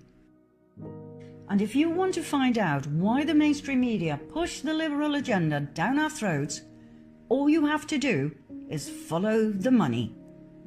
Who paid major contributions to Hillary Clinton to support her work and the liberal agenda? That's right.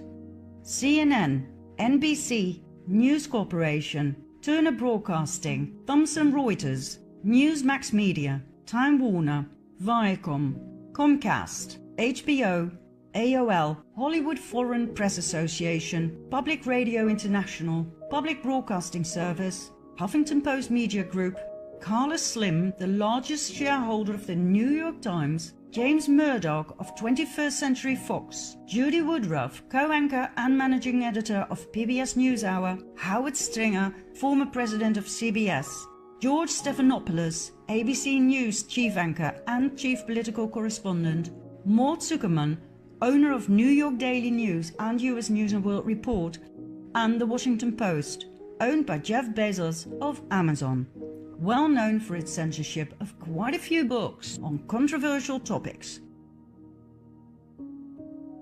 Censorship is one of the greatest dangers to a democracy and to freedom of speech. 3 more major sponsors of Hillary Clinton are Google, Twitter, and Facebook. Google and its YouTube are highly active in the field of censorship, just like Twitter and Facebook.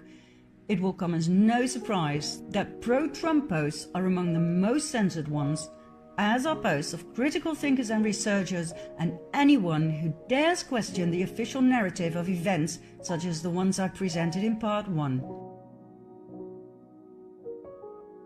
Pro-Hillary posts are never censored. Doesn't that make you wonder? Remember Correct the Record and Media Matters for America? Those are the kind of censorship companies that work behind the scenes of Facebook, Twitter, Google, and YouTube to delete anything that opposes the liberal agenda. And guess what? Correct the Record is now promoted by AFAS, the global activist network that I once thought so highly of. AFAS was co-founded by Res Publica and Move On. Res Publica received $250,000 from George Soros. Move On got $1.6 million from Soros. AFAS's founding president and executive director Riken Patel has consulted for the Rockefeller Foundation, the UN, the Gates Foundation, and the International Crisis Group, with Soros as chairman and Frank Giustra as CEO. Remember our friend with the pedophile logo from part 4?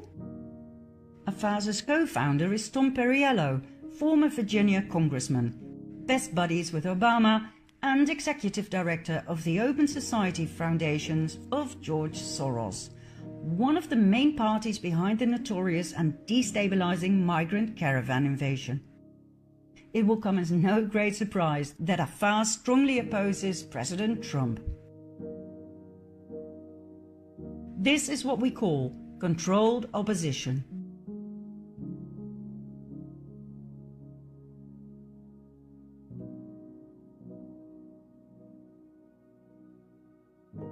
Like I said, censorship is dangerous.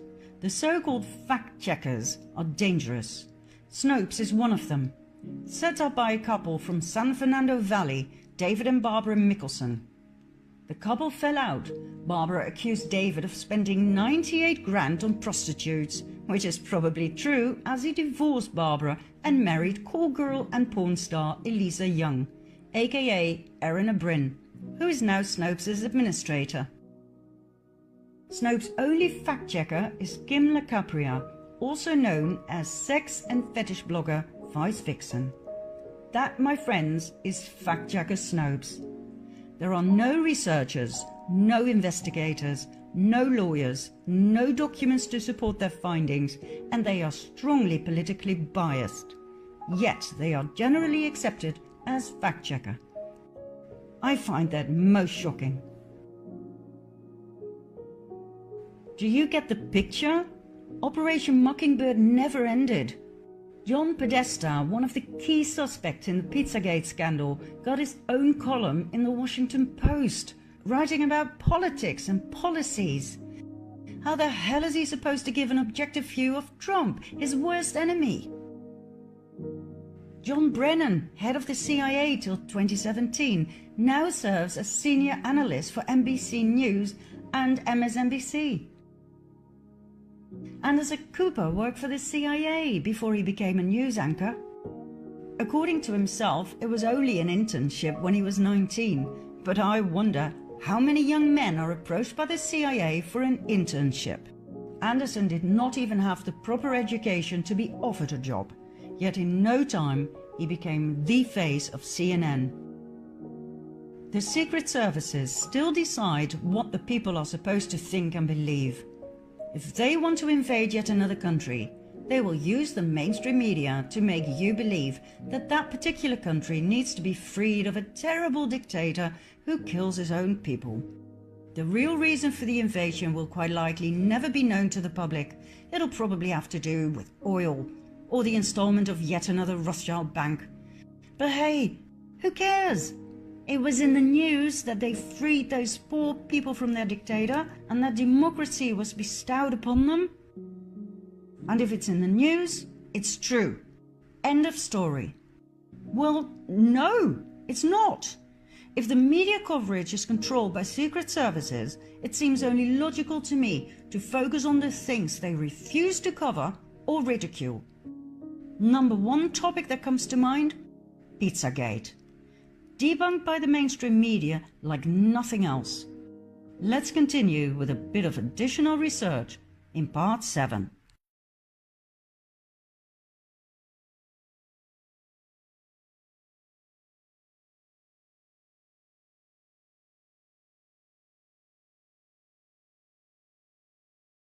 This is Marina Abramovic, a Serbian performance artist who likes to display the limits of the body and the possibilities of the mind. She pioneered a new notion of identity by focusing on confronting pain, blood, and physical limits of the body. Let's have a look at her work.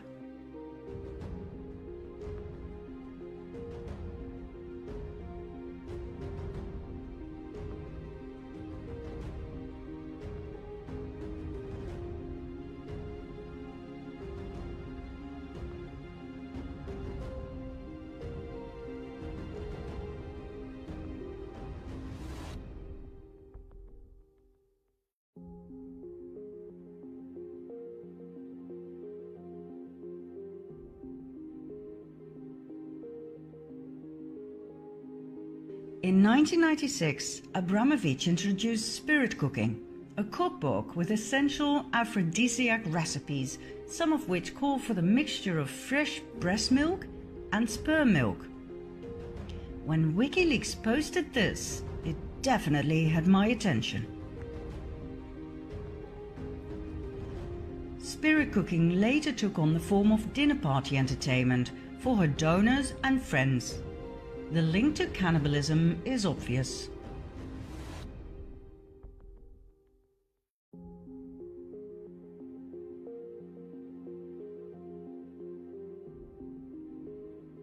Abramovic furthermore made her appearance in the leaked Podesta emails. Why am I not surprised? I discovered this photo of Abramovic and John of God. Exactly. The very same Brazilian healer who was recently arrested and charged with multiple accounts of abduction, abuse, rape, child trafficking, and murder. The very same personal healer of Bill Clinton. This picture is particularly interesting for the Dutch viewers. Before Willem-Alexander became King of the Netherlands, his mother Beatrix was on the throne. She frequented Abramovic's performances. On this particular occasion, she wore a brooch that seems to be a pizza slice. Now this may be far-fetched, but let's see. Meet Maxima Zorreguieta, born in Argentina and now married to our king Willem-Alexander van Oranje-Nassau, and daughter of the late Jorge Zorreguieta, who served as cabinet minister during the so-called Dirty War of dictator Jorge Videla. Maxima had 4 sisters and 2 brothers. One of her sisters is Dolores, an artist who came to the Netherlands in 2005 to exhibit her work. The exhibition was called Love Romance. Have a look for yourself.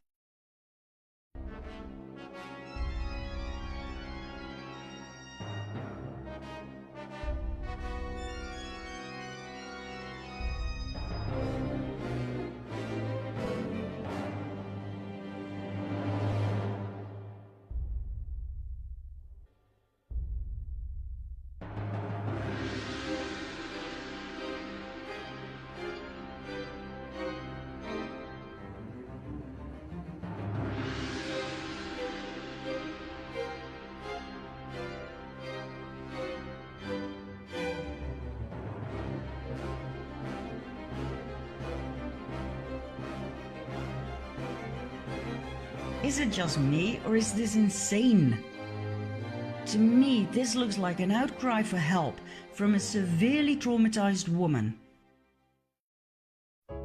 In June 2018, Maxima's younger sister, Inez, was found dead in her apartment, hung with a scarf from a doorknob. Doorknobs have proven to be lethal for quite a few people lately.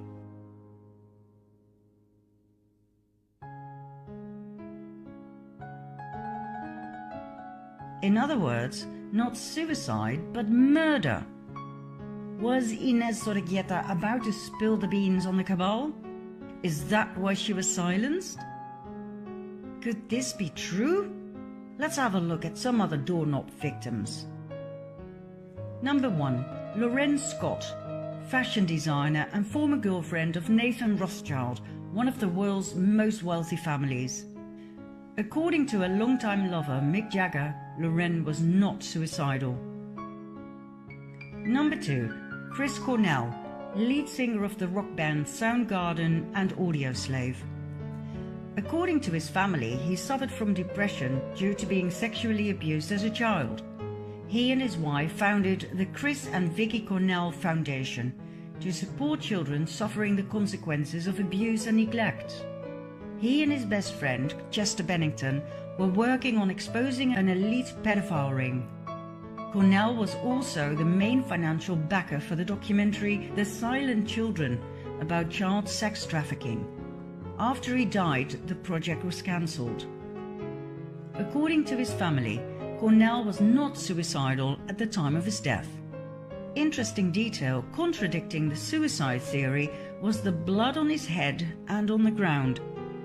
Was Cornell killed by a stroke on the head and strangulation by means of his exercise belt?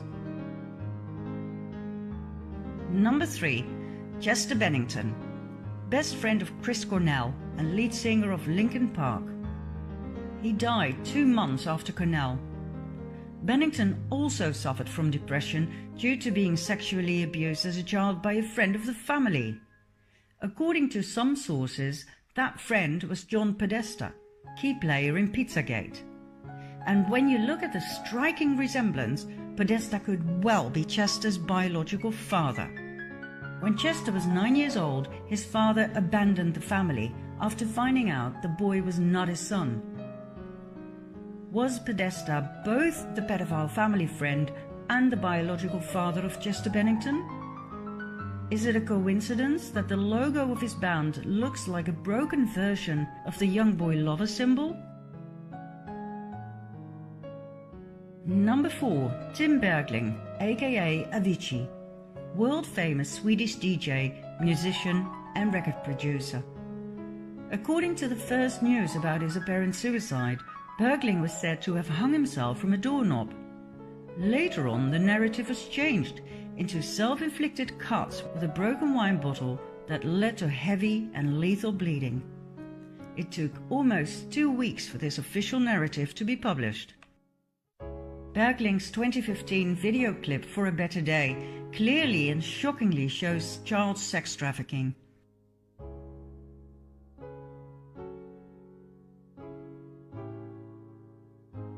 At the end of the video clip, Bergling turns out to play the part of the abused boy, now grown up and ready to take revenge on his abusers. Did he actually experience these horrors in his childhood? Was he murdered for bringing this out into the open?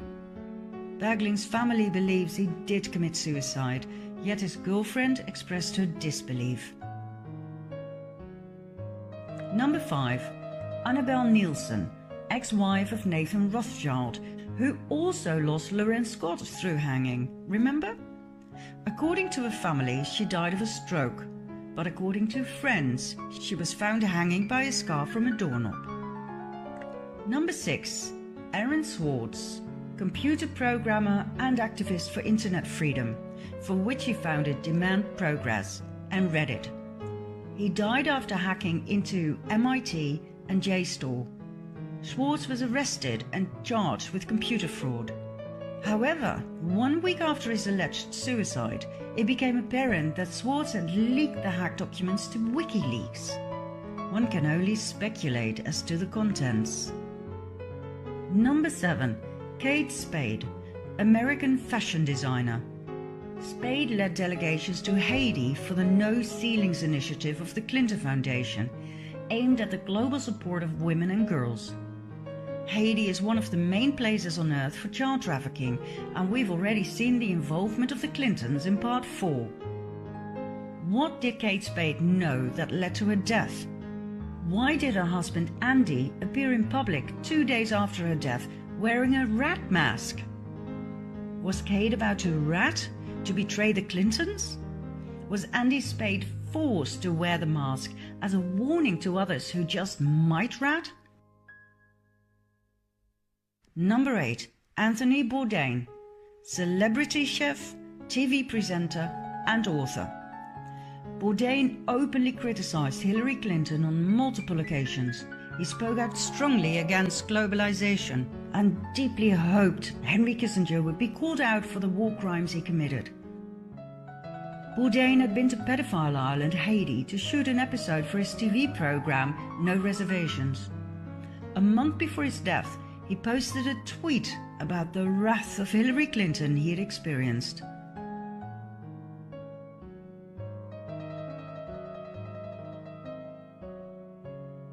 Followed by this one, even more outcalling.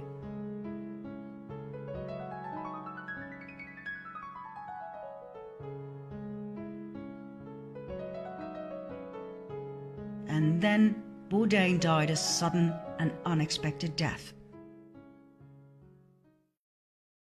So, what are we dealing with here? The world has obviously gone mad. We've already seen the normalization of pedophilia. Now the elite takes it a level higher, worshipping the devil and normalizing cannibalism. You don't believe me? Watch this.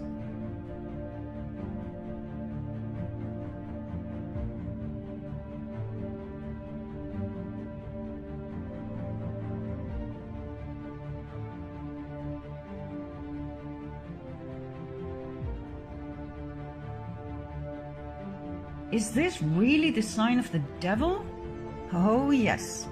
Meet Anton LaVey, founder of the Church of Satan, giving the exact same sign. The same Church of Satan Chelsea Clinton is so fond of. The upside-down pentagram containing the horned one, plus the upside-down cross, it's all there.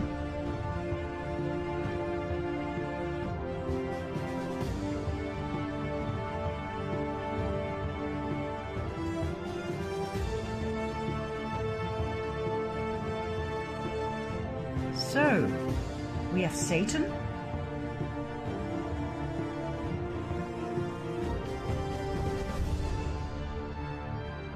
we have blood,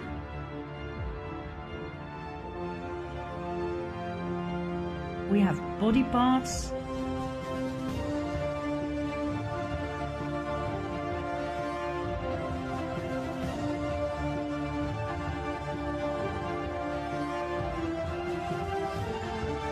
we have cannibalism.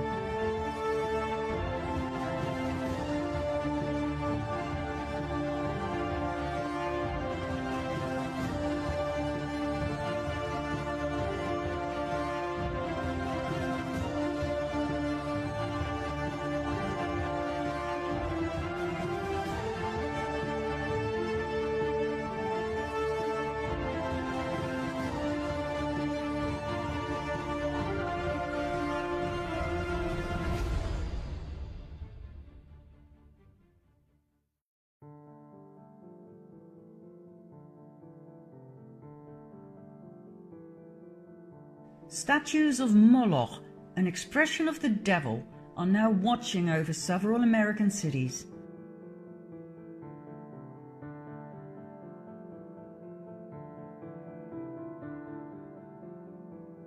And only recently a new one was placed in Rome.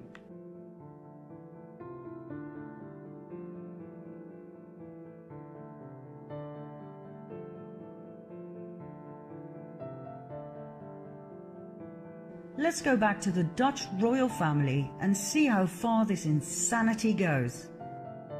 you've already met King Willem-Alexander and his beautiful Argentinian wife Maxima. They both have very interesting fathers. Maxima's father, Jorge Zorrigueta, was Minister of Agriculture in the regime of General Jorge Videla, a military dictator who ruled Argentina from 1976 till 1981, and who was responsible for the kidnapping, torture and murder of an estimated 30,000 people. As part of the Videla government, Zorrigueta must have known about the atrocities, but he claimed not to have been aware of the so-called Dirty War. In 2006, Zorrigueta was discredited once again during a lawsuit against the top of the Banca Repubblica for money laundering the profits of drugs and weapons trade. Zorrigueta was on the board of directors between 86 and 96, the time of major deals between the bank and drug cartels. But once again, he came out clean due to bribery and corruption. His daughter Maxima didn't meet Willem-Alexander until 1999 in Spain. At least that is the official narrative, which is weird as the Dutch royal family had known the Zorriguetas for generations. Why did they lie about that? Prince Bernhard, Willem-Alexander's grandfather, frequented Argentina and the Zorriguetas even before World War II. Both families had a holiday mansion in Bariloche, a ski area with mostly German visitors and inhabitants. As a matter of fact, Bariloche was a Nazi den where many SSers and Nazi scientists went during Operation Paperclip.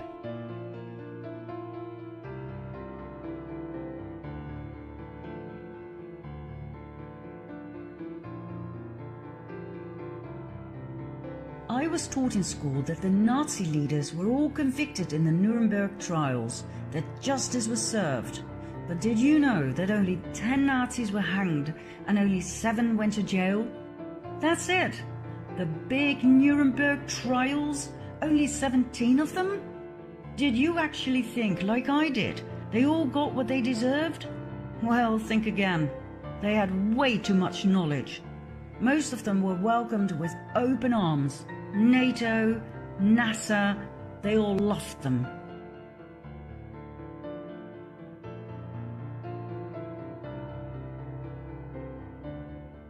Many SSers, scientists and engineers did not go to the US but to South America instead, especially after their retirement.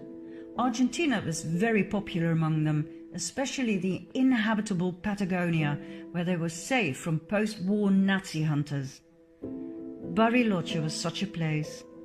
Big Nazi names such as Erich Priebke, responsible for and actively participating in the killing of 335 Italian men and boys in 1944. Reinhard Kops, SS officer who helped many Nazis escape to Argentina after the war. Josef Mengele, the angel of death from death camp Auschwitz, where he performed horrific experiments on children.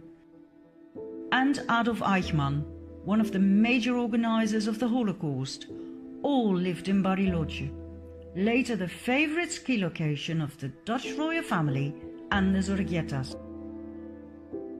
Both King Willem-Alexander's father and his grandfather were German. Both were part of the Nazi movement. Klaus von Amsberg, Willem-Alexander's father, was a member of the Hitler Youth. His parents were active participants in Hitler's NSDAP. When journalist Wim Klinkenberg wrote an article about Prince Klaus's Nazi past in Panorama magazine of December 1965, Dutch Prime Minister Kals personally interfered. He was tipped about the contents of the article, in which clear evidence was presented that completely contradicted the official story about our prince's past. Kals ordered all 420,000 magazines that had only just been printed to be destroyed. Incriminating evidence, documents, letters, etc. against the Dutch royal family were stolen from journalist Klinkenberg's home. The people of the Netherlands were not to find out about the dark side of the royal family. King Willem-Alexander's grandfather, Bernhard von Lippe-Biesterfeld, was member of Hitler's NSDAP, the SA, and the SS, where he served Himmler's elite cavalry, the Equestrian SS.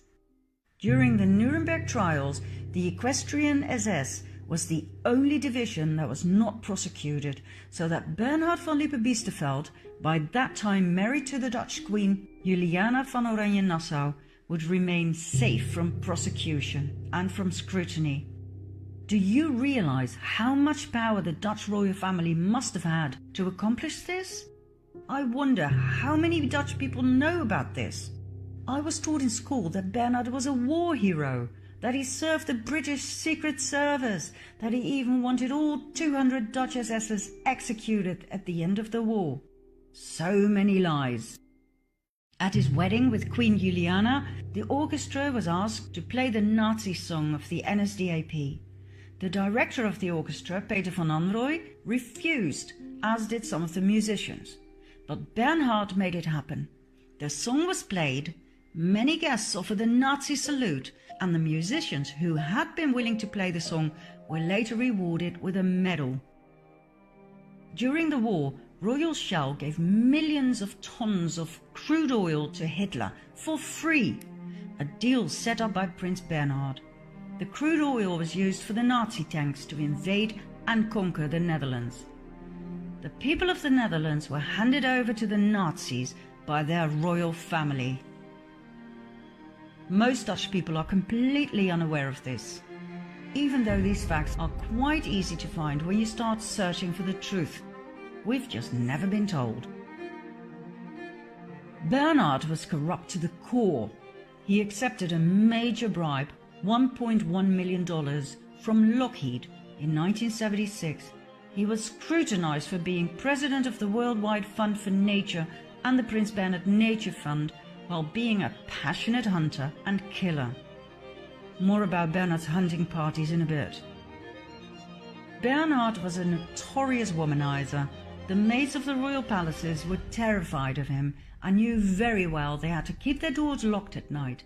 He had several illegitimate children, two of whom he officially acknowledged, Alexia and Alicia.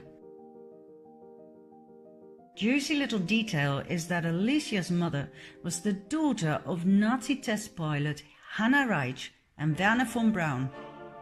That's right, the Nazi rocket scientist who was welcomed by the US in 1945 during Operation Paperclip to continue his work for NASA. Werner von Braun and Bernhard both had served in Himmler's cavalry, the Equestrian SS. They went way back. In 1952, Bernhard visited his old buddy Werner and took advantage of his daughter and left her pregnant. After that, he was no longer on speaking terms with the mother of his illegitimate child, as he put it himself. Bernhard was a much more powerful SSer than most people realize.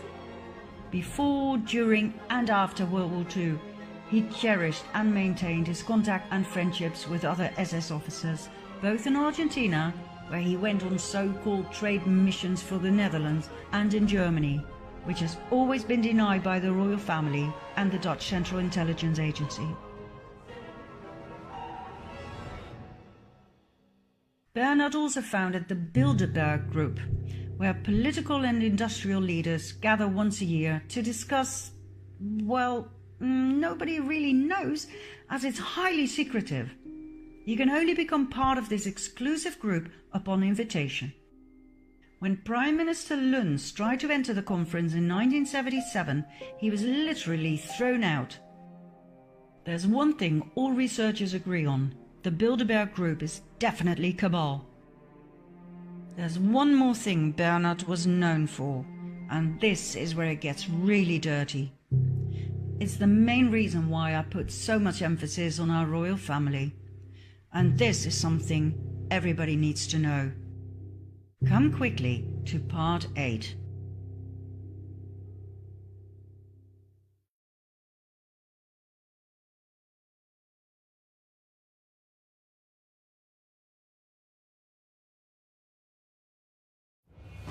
The more I studied the hidden side of the European royal families, the further I fell down the rabbit hole, until I stumbled upon something extremely dark.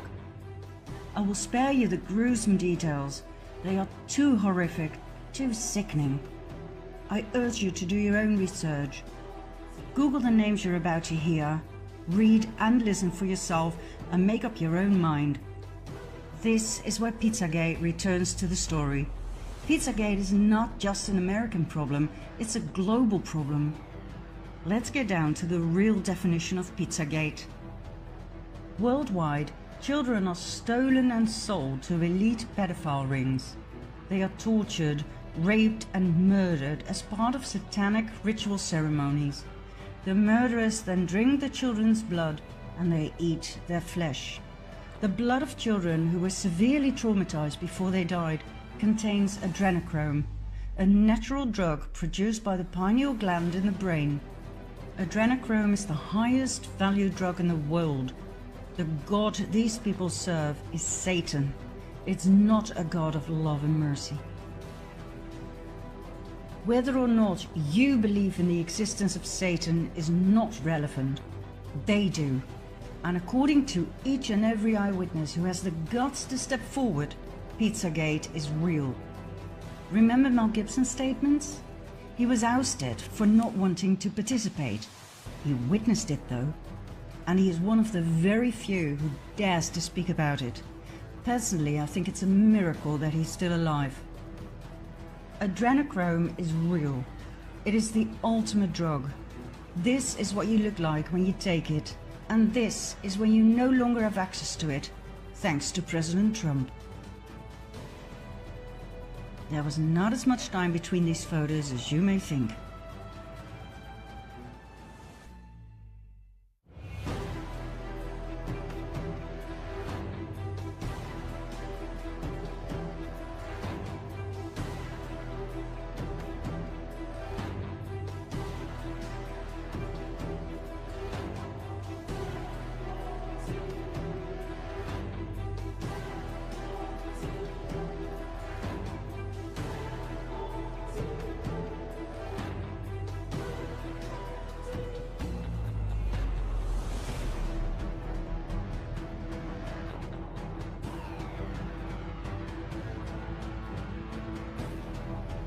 Not many children survive the satanic ritual ceremonies. The very few ones that do were not meant to be killed. They were there to sexually serve the elite. Royalty, sheikhs, top politicians, bankers, judges, church leaders, worldwide. Most survivors were born into satanic cult families. When you study all of the survivors' accounts, you will see they have a lot in common.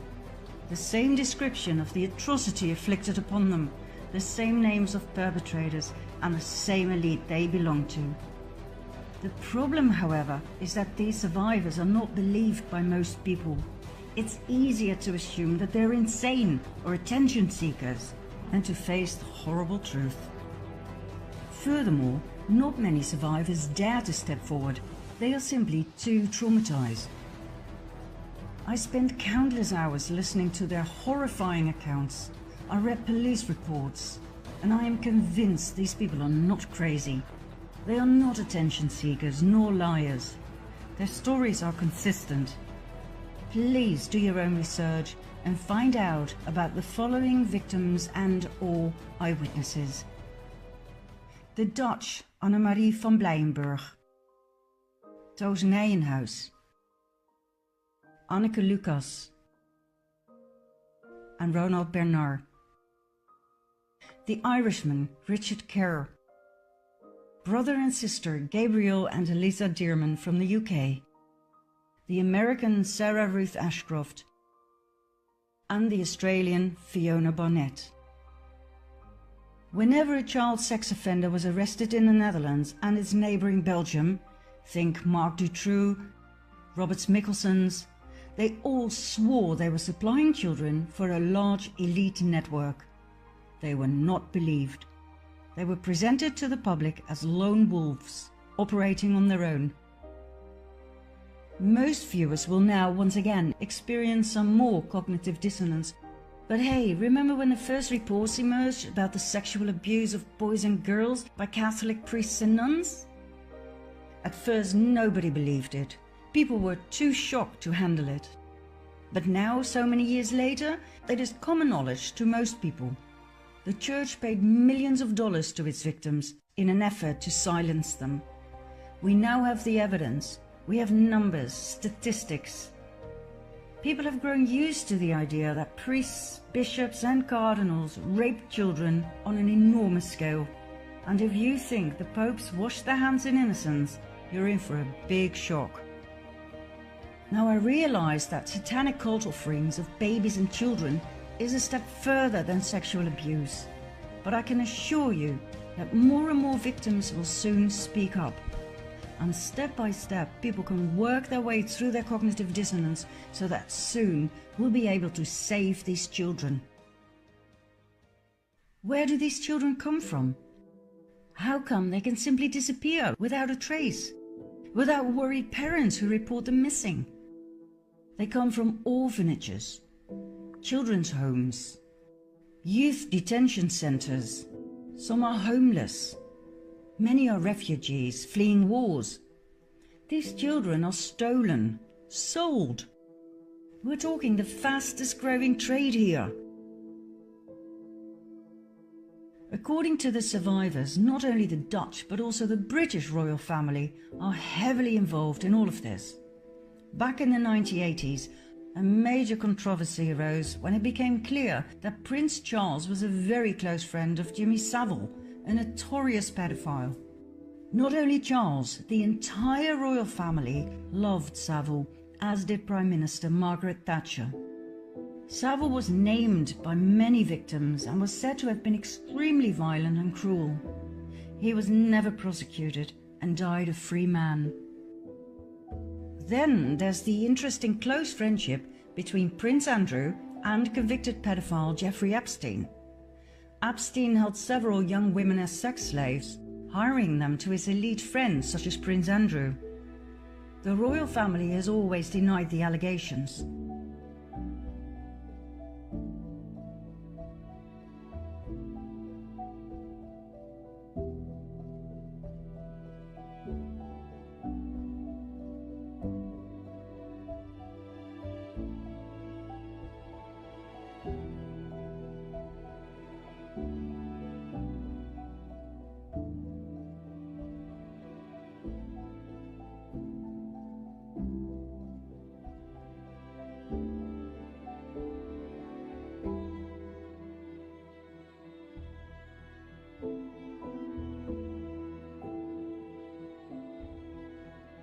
And there's more.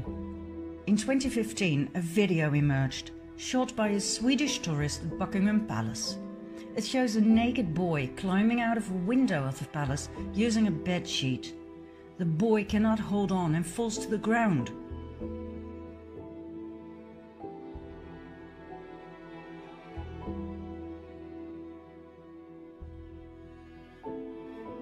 The mainstream media tried their utmost best to debunk the video.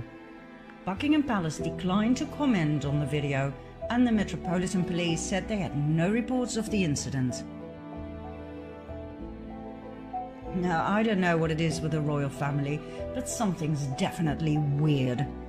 Have a look at Prince William's wife Kate, right after giving birth in 2018. Why on earth would she pick a dress that is identical to the one in the horror movie Rosemary's Baby, where Rosemary gives birth to Satan's child? What kind of an insane coincidence is that? According to the satanic ritual abuse survivors, the popes too were and are heavily involved. Pope Francis, Pope Benedict. Like I said, they do not wash their hands in innocence. On the contrary.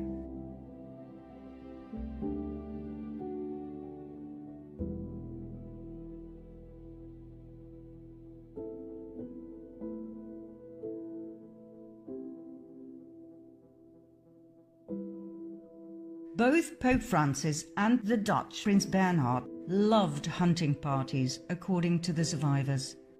Once again, I will do you the great favor of sparing you the disgusting details, but it boils down to this. The hunting parties took place in secret in forests most of which belonged to royal estates in several European countries. The participants, all part of the before-mentioned elite satanic pedophile cult, would hunt down children, rape them, murder them, and cut off their genitals as a trophy. In February 2013, former Pope Benedict Joseph Ratzinger was prosecuted and sentenced by default for crimes against humanity by the International Tribunal into Crimes of Church and State. Ratzinger's crimes included child trafficking and protecting priests who had raped children. Is this why he stepped down, even though being a pope is a nomination for life? Interesting little detail is that lightning struck St. Peter's twice, only moments after his resignation. The same verdict followed for Pope Francis. One accusation was added: complicity in murder in Argentina. Others who were also prosecuted and sentenced for crimes against humanity were the British Queen Elizabeth Windsor and her husband Prince Philip, former Canadian Prime Minister Harper, and 27 other dignitaries. Whether or not this will lead to arrests? Time will tell. For now, both the Pope and the royal family enjoy immunity. The International Tribunal into Crimes of Church and State extensively investigated the case of the rape, torture, and murder of 50,000 native children in Canada. The United Church of Canada, the Anglican Church, and the British royal family played a major role in this case, as did the Dutch royal family, who fled to Canada to be safe from World War II. As far back as 1942, an investigative journalist of the Canada Gazette thoroughly studied the case and came to the shocking conclusion that 50,000 native children had disappeared from 80 Canadian Indian residential schools, and that 31 mass grave sites have been found inside the school grounds containing the remains of children.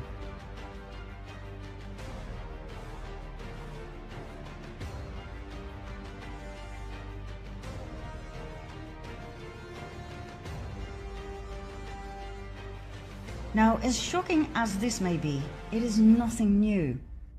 On a regular basis, mass baby and children's graves are discovered, often near nunneries.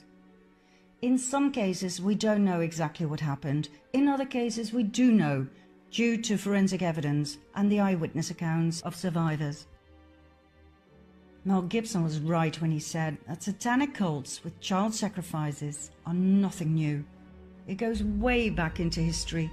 For thousands of years, children have been murdered to please Satan, Lucifer, Baal, Moloch, or whatever you want to call him. I have found many paintings of child sacrifice in Catholic churches during my own research. It's part of human history, but that doesn't mean it's okay.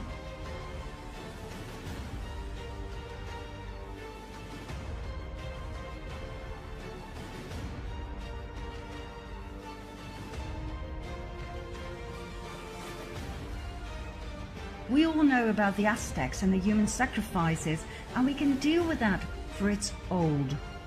But until recently, I was not aware of any of this. I'd never heard about Pizzagate and satanic Luciferian cults with child sacrifice. I thought it belonged to the past, to the Dark Ages. Well, I guess we're still living in the Dark Ages. All of the satanic cults are connected, worldwide. People at the highest level are only at the highest level because they participate.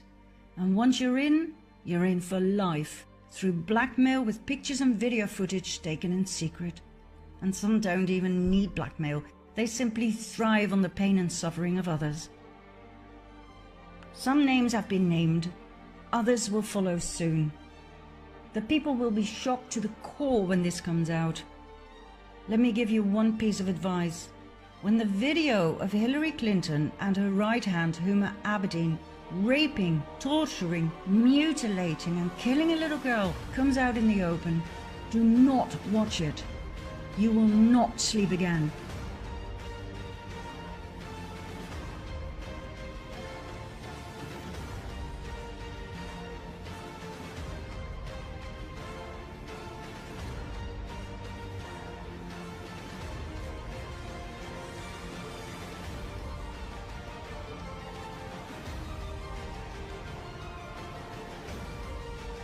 There are certain things I will not share with you here, simply because they are too horrific. Like this shower torture of a child by John Podesta. Search and find it for yourself if you like. I wish to wake people up, not traumatize them. The same goes for the red shoes. You want to know what they're made of? Do your own research. I'll give you a small hint. The tradition of red shoes for the elite goes all the way back to the Byzantine tradition when kings would wear them as symbols of bloody martyrdom. The video, by the way, was found on the confiscated laptop of Anthony Weiner, the ex-husband of Huma Abedin. It was stored together with thousands of other files in a folder called Life Insurance. Talk about blackmail. Weiner, by the way, was sentenced to serve 21 months in prison for sending sexual texts to a minor back in 2017. Oh, and the good news is, Weiner's laptop has officially been accepted in court as evidence. I can assure you we'll be hearing a lot more about its contents very soon. Now, what happens when you try to make any of this public? Either your TV career ends right there and then, or you get a heart attack,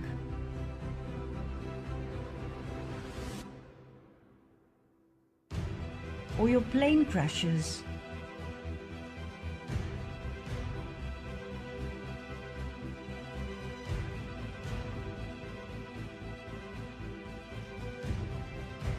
or you end up dead in a hotel room.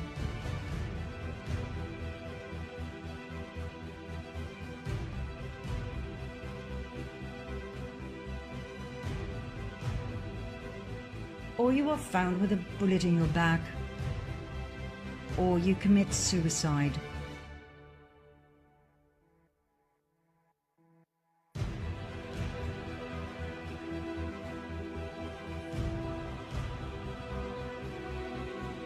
And guess what? I haven't even shown you the real top of the pyramid of power yet, just the visible top. Did you think the Rothschilds, the Rockefellers, George Soros, the government leaders, even the royal families, did you think they are the top of the 1%? They are not. There is a very dark order above them all, making puppets of everybody else, even of kings and queens. Ever heard of the Jesuit order? Did you know that there are 3 popes instead of 1? Ever heard of Agenda 21? Of its sequel? The depopulation program? This is so big, it does not fit in this first documentary. It will form a film of its own, which I promise to present in a very near future. What I wish to give you now is hope. After all of this misery, it's time for some light. And the good news is, there is plenty of that. Come with me, finally, to the good news in part 9 and 10.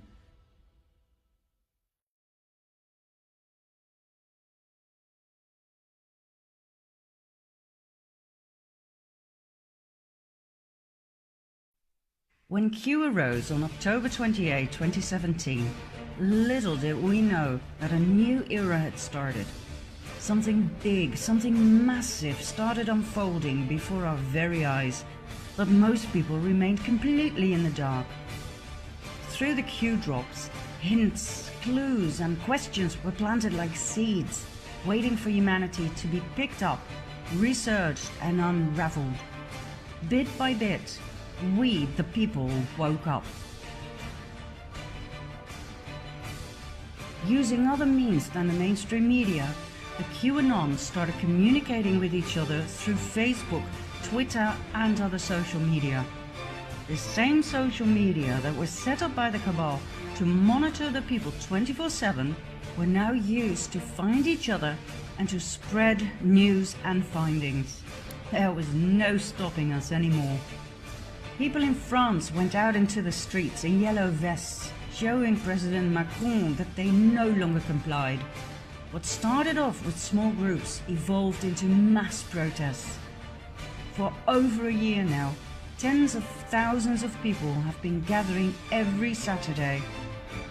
Not just in France, but in Spain, Germany, the Netherlands, Sweden, Bulgaria, Turkey, Poland, Hungary, Taiwan, Australia, Iraq, Israel. The mainstream media tried to make people believe it was just a fading phenomenon, but the people saw through their lies. George Soros then intervened in his own special way. He paid his people to mingle with the yellow vests and start riots. The ever-successful way to discredit a group of protesters with peaceful intentions, made them look like vandals and aggressors. Soros's rats attacked the police. But this strategy didn't work either. His rats were not very smart. They forgot to put on yellow vests, and in the heat of the fight, they shouted, "Paris! Paris! Antifa!" Then they forgot who they were supposed to attack, so they went for the yellow vests as well. Macron got scared. He told the French police to strike down the protests with all means necessary. But the police officers took off their helmets in solidarity with the yellow vests. What else could the cabal do? Use extreme violence. Army forces were deployed. Snipers were put on rooftops to shoot at the yellow vests if necessary. Thousands of people got injured. People died. France is in the middle of a civil war, but the mainstream media remains silent. 23 yellow vests have died for believing in a better world.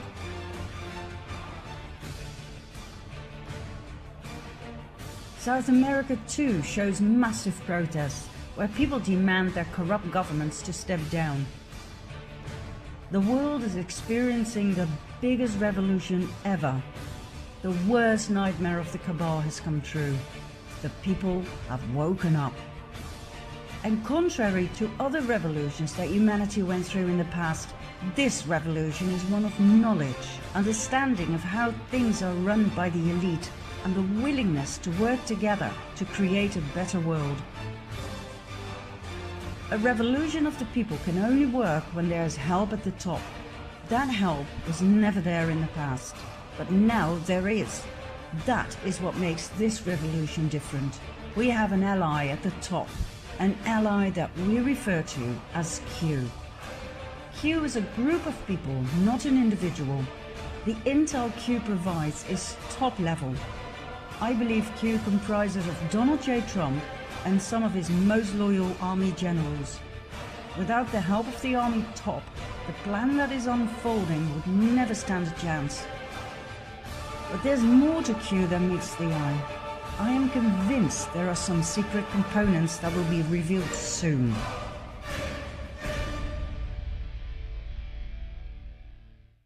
President Trump and the entire Q team are working out a plan that has been in the making for the past 20 years. A plan so all-encompassing, it took this long to calculate every step, every move to perfection. Every possible outcome of each and every step was thoroughly mapped out, leading to the next optimal move. We're talking probability calculation at the highest level. How do we know? Because Q made predictions of events that we, the people, could never have foreseen.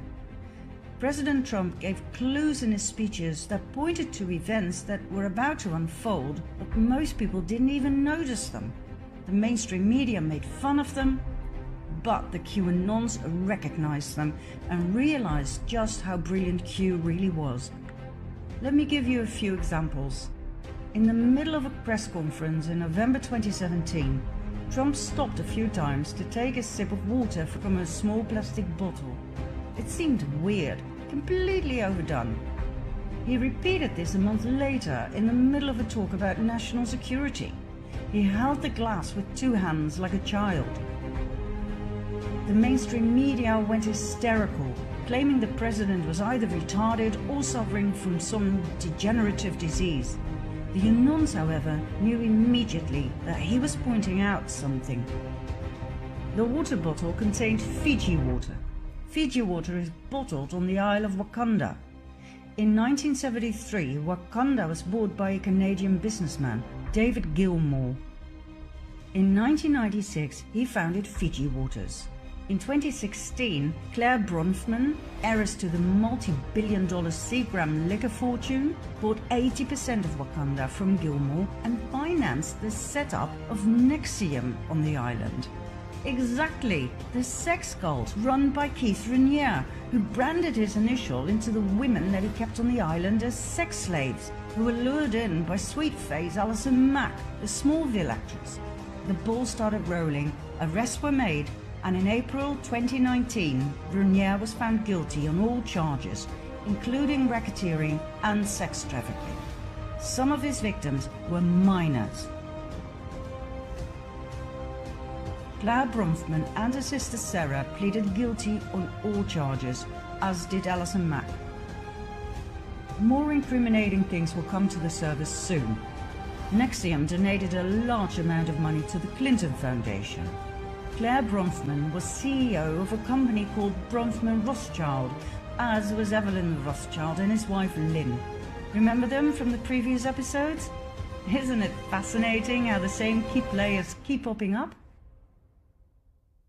There's one more disturbing thing about this case, which involves the Dalai Lama.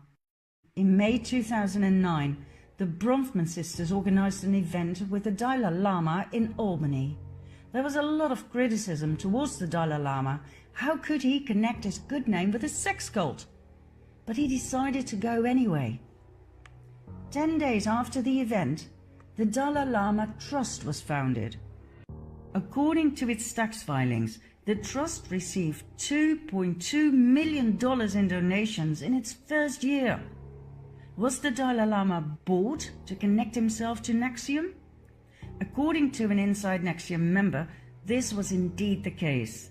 The Dalai Lama's office and the Bronfman sisters denied the allegation. Now that this has come out into the open, it would be nice if the Dalai Lama would at least explain why he went along with the sex cult or apologize. But instead, he blames Trump on unethical behavior. Now, why was the Fiji case so important? NXIVM will soon turn out to be just a small fish compared to what's coming. Think crimes against children, sex trafficking, and satanic child sacrifice. Think big names like the Clintons, the Obamas, and the Podestas. What Trump did was he started off with a case important enough to be presented to the people, but small enough not to completely shock them. He chose NXIVM to let the public get used to the major offences that are about to be revealed.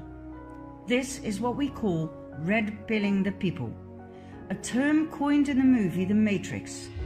Do you want the blue pill or the red pill? If you choose the red pill, you will be shown the truth, and there's no way back. Here's another example of Trump's brilliant strategy.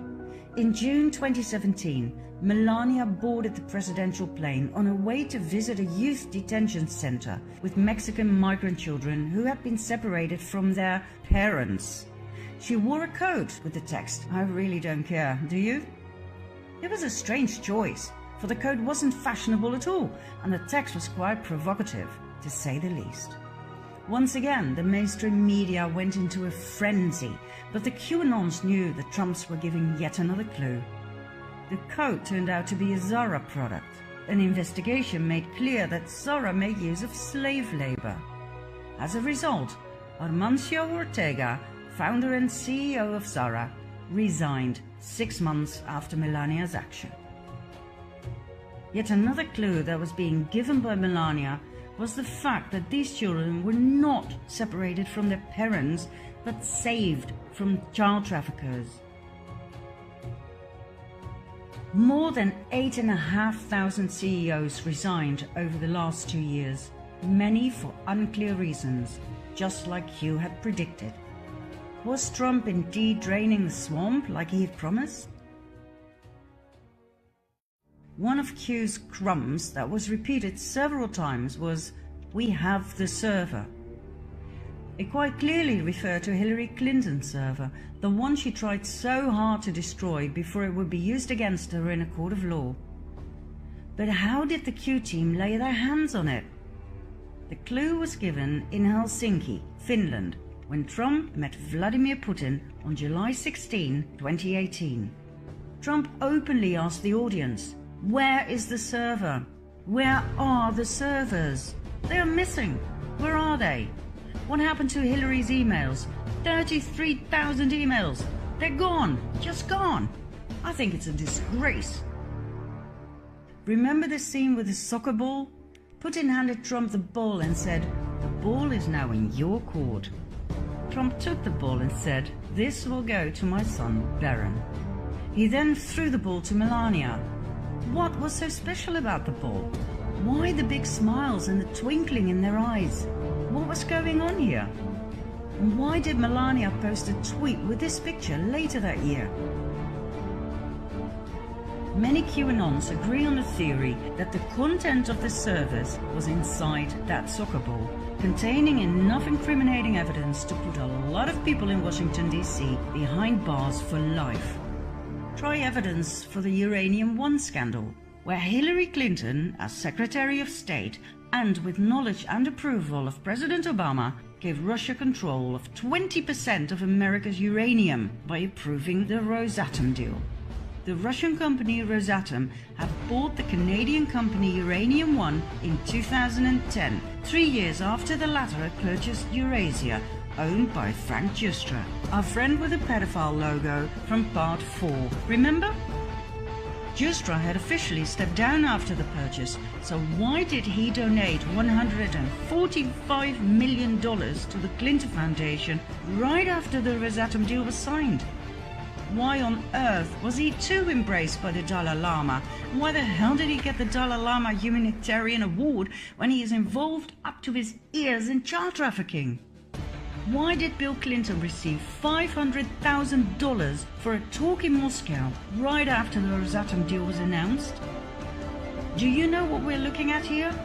Bribery, corruption, pay-to-play, money laundering, and high treason.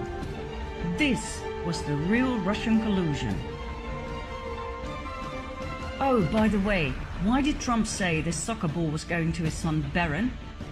According to insiders, Barron is extremely intelligent with an IQ of 146. He is said to be incredible with computers, especially when it comes to hacking, cracking codes, passwords, etc. Bearing this in mind, I so understand the facial expressions that one fine day in Helsinki. Soon, very soon, there will be arrests. Mass arrests. Everything has been laid out. 20 years of preparations. The CIA, FBI, DOJ, NSA, every three-letter agency has been cleared of deep state actors. How can you make arrests when the agencies are corrupted? You cannot. That's why Comey, McCabe, Brennan, and other key players had to go. That's why some of them suddenly stepped down while others were fired. The stage has been set. The world will be in for a major shock. How on earth are people going to respond when it becomes clear that Obama, Pelosi, Schumer, Feinstein, Strzok, Page, the Clintons, that they all tried everything they could possibly think of to impeach the President of the US? We will soon see that it went much further than just spying. It went as far as organized murder attempts. The cabal, the deep state, tried to assassinate the President of the United States on multiple occasions. They tried to force Trump to go to war with North Korea, but after annihilating the cabal strongholds there, he brought peace. They now try to force him to go to war with Iran, but I can assure you he will do the exact same thing. Annihilate the cabal strongholds first, and then bring peace. Q said it would happen this way. First Korea, then Iran, Israel last.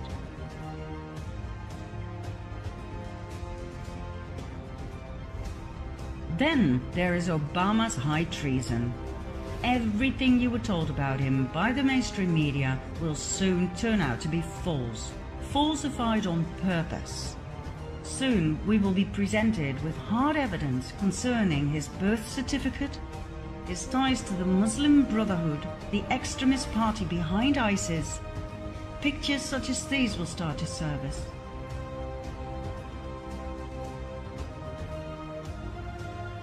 Obama and the Clintons integrated the Muslim Brotherhood in the American government at the highest level. Remember Huma Abedin, Hillary's right hand? Her parents were directly connected to the Muslim Brotherhood, as is her brother. Where do you think that leaves her? Remember John McCain? What was he doing in Iraq with the ISIS top 4? Why did Trump say they caught the 5 most wanted ISIS leaders? Not 4, 5.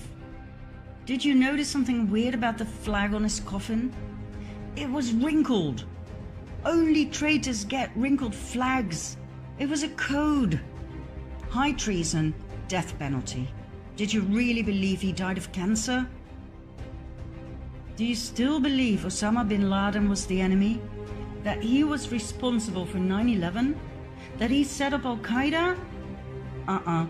He was a CIA agent before he became the enemy. His American name was Tim Osman. Osama Osman. Did you hear about Team 6? The Navy SEALs who killed him? They all died 3 months later when the helicopter crashed. No eyewitnesses who might once tell the tale of what really happened. We've been lied to on a scale we cannot fathom just yet. History books will have to be rewritten. America was sold to the highest bidder by Obama, the Clintons, and the Bushes. Do you realize the state of shock people are going to be in when the truth finally hits the surface? Do you understand why Guantanamo Bay has been fully upgraded and expanded? Do you have any idea how many sealed indictments there are waiting for the perfect moment to be unsealed so that arrests can be made? More than 100,000. Many will be prosecuted for treason, some for high treason. High treason means capital punishment, death penalty. There will be chaos and shock, but there will be guidance from totally unexpected mystery guests. This moment in time is one that will make history, one that is unprecedented in the history of mankind. Do you think I'm exaggerating? Find out in our final part, number 10.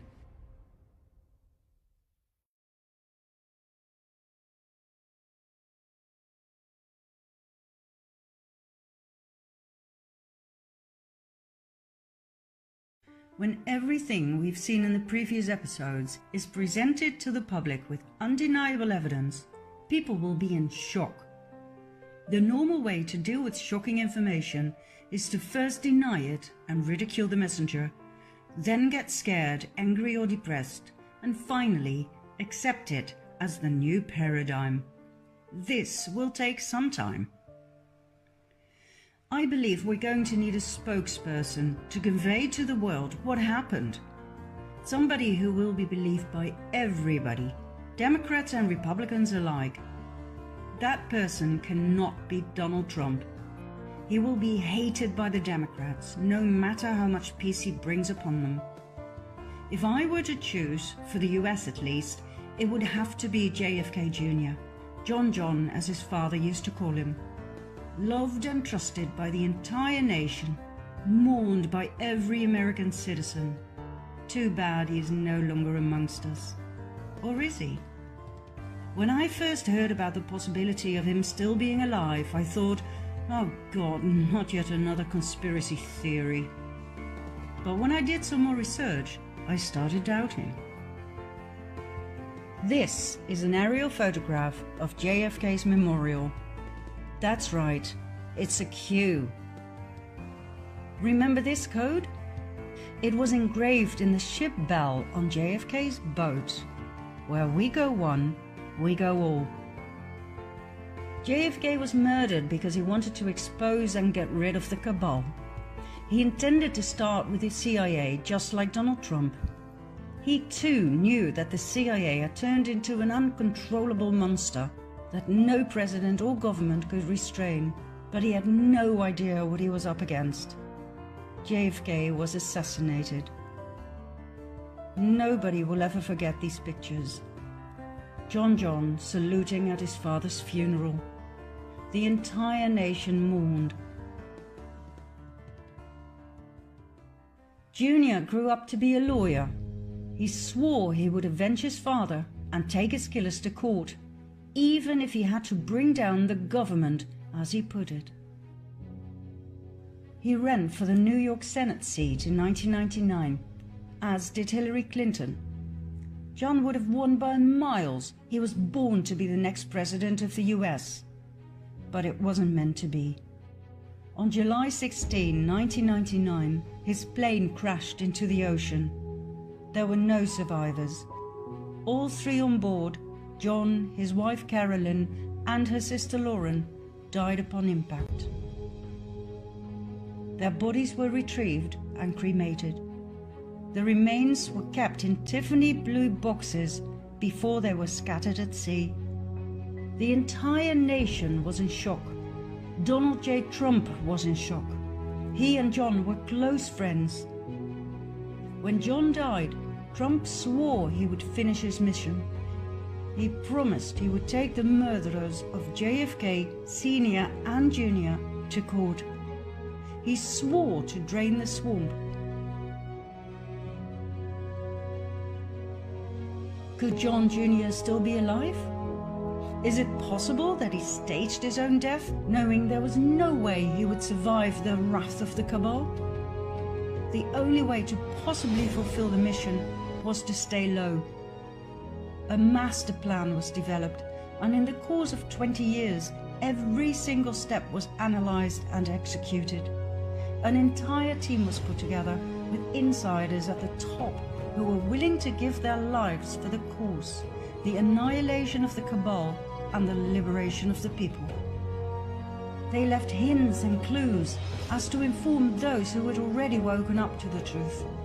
Trump communicated directly with the people by means of his Twitter account, thus avoiding the corrupted mainstream media. In every speech and every tweet, he used codes for the QAnons to pick up on. He used spelling errors such as kafefe instead of coffee, referring to a new act about the saving of all social media posts by the president. The act was introduced 12 days after Trump's tweet. He wrote hamburgers instead of hamburgers, referring to people who are below the devil and who commit acts that even the devil would consider evil. He wrote smoking gun instead of smoking gun, referring to the secret, perverted orgies of John Podesta and friends.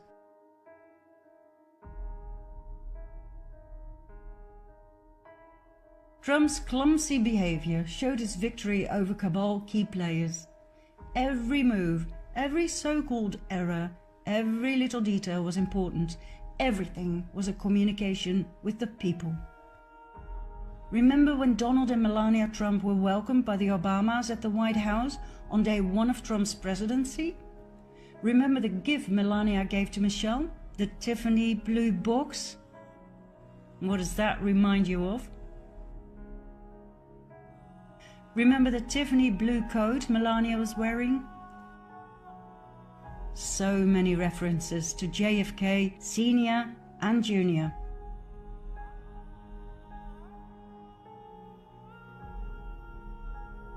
There's one more clue that John might indeed have staged his own death. In September 1995, he founded and edited a glossy politics lifestyle magazine called George.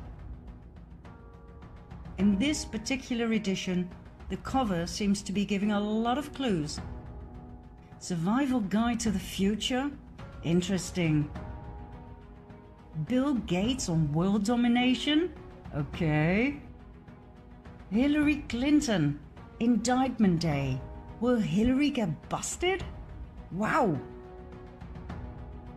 The lady reappears in the editing room. In the background, there she is. Platform 2020. That's the year of the next presidential election.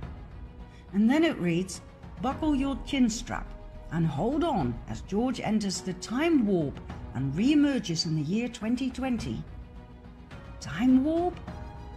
Is this John communicating that he will reappear in 2020? If John is alive, would he show himself to the public from time to time? Disguised, of course, yet clear enough for the anons to see? Meet Vincent Fusca, presented to the public as a Trump enthusiast and volunteer at the Trump rallies. Now I know he's not the spitting image of John Jr. Different nose, different mouth, not quite as handsome. But hey, if they can make Eddie Murphy look like this, everything is possible, right? Bear that in mind. Vincent Fusca does not seem to have a past. No old pictures, no family tree, nothing. He suddenly appeared. His name means Conqueror of the Dark. He often wears a fedora hat, very similar to JFK Sr. And this I find interesting. His nose changes. Sometimes it's bigger than John's, sometimes it's not. Now I can understand why John would change his appearance slightly from time to time as to give hints to the QAnons, but why would a Trump fan do such a thing? Then there's the mystery lady in the audience, always close to Fusca. My, doesn't that big smile look familiar? What about Lauren, Carolyn's sister? The two were very close. Maybe Carolyn didn't want to disappear without her? Maybe she was informed on the plan? And maybe she decided to join them and stay low as well? Could this be Carolyn, presented as Fusca's colleague at the rallies? When Q was asked, is JFK Jr. alive? The answer was no. But when Senior dies, Junior no longer is Junior. The question should have been, is JFK alive? Where does all of this leave us? With the perfect spokesman when he is needed. And that may be sooner than you think. As soon as the FISA documents are released, the sealed indictments are unsealed and the arrests are made, that's when I expect him to step forward.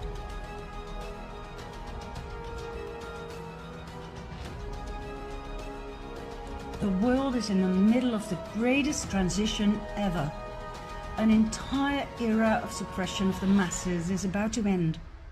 I doubt if we can fathom the vastness of what is about to be revealed, nor the impact it will have on the world. Think about it. World peace to start off with. That's literally what Trump said to a reporter who asked if he'd be nominated for the Nobel Peace Prize. The prize will be world peace. Can you imagine a world without war? I don't think we can. We've been led to believe that war is normal, that it's part of being human. Well, it's not. Suppression isn't normal. Poverty isn't normal. There's enough food to feed the entire world. The problem is uneven distribution of means, money, and food. Taxes aren't normal. They're not even legal. Trump has already stated he will get rid of the Fed and several taxes, including income tax. As we've seen in Part 2, they are illegal, unconstitutional. Can you imagine how much money can be saved that way? Can you even begin to imagine what even distribution will look like? Then there's the impact all of this is going to have on our use of energy resources. I'm sure you've heard of Nikola Tesla, the famous inventor of many beautiful things in the area of electricity, magnetism, and physics in general. An absolute brilliant mind who wanted to share his invention of free energy with the world. This was a thorn in the side of the cabal, who made billions of profit with oil, coal, and other fossil fuels. Tesla was arrested, his work was stolen. All his inventions were seized by the American government. John Trump, Donald's uncle, was a brilliant physicist, electrical engineer, and inventor. During World War II, he joined the National Defense Research Committee. In 1943, he reviewed and analyzed the Tesla papers right after Tesla died. That's right, Tesla's inventions on clean and free energy, on anti-gravity, and on much more that has been kept hidden from the public because there was no money in it, fell into the hands of Donald Trump's uncle, whom he loved and greatly admired. Guess how that fits in Q's plan to save the world. Oh, and there's one more thing. Take a look at this picture. Doesn't John Trump remind you of someone? Somebody very important in the truth movement? Julian Assange. Could he be John Trump's son? Donald Trump's cousin? Let's put it this way. Nothing surprises me anymore, and it sure makes sense. And bearing in mind all the magnificent inventions of both Nikola Tesla and John Trump, I wouldn't be surprised either if they had invented a time machine. After all, if you can bend space, which was definitely within the reach of Tesla, then you can change time. If quantum physics is correct, if you can really jump from one timeline to another parallel one, you can time travel, change certain things and go back without people noticing a thing. Unless you leave clues behind, like a magazine that seems totally out of place. Like Q predictions of specific outcomes that could impossibly have been foretold, not even with the use of quantum probability theory. Is that how Q works? With direct knowledge of the future through various timelines, probability waves? Is that why Trump is still alive and even missile attacks have been countered? Is this how Q manages to predict exact poll numbers and events to the minute and second precise as encoded in the Q drops and the Q clock?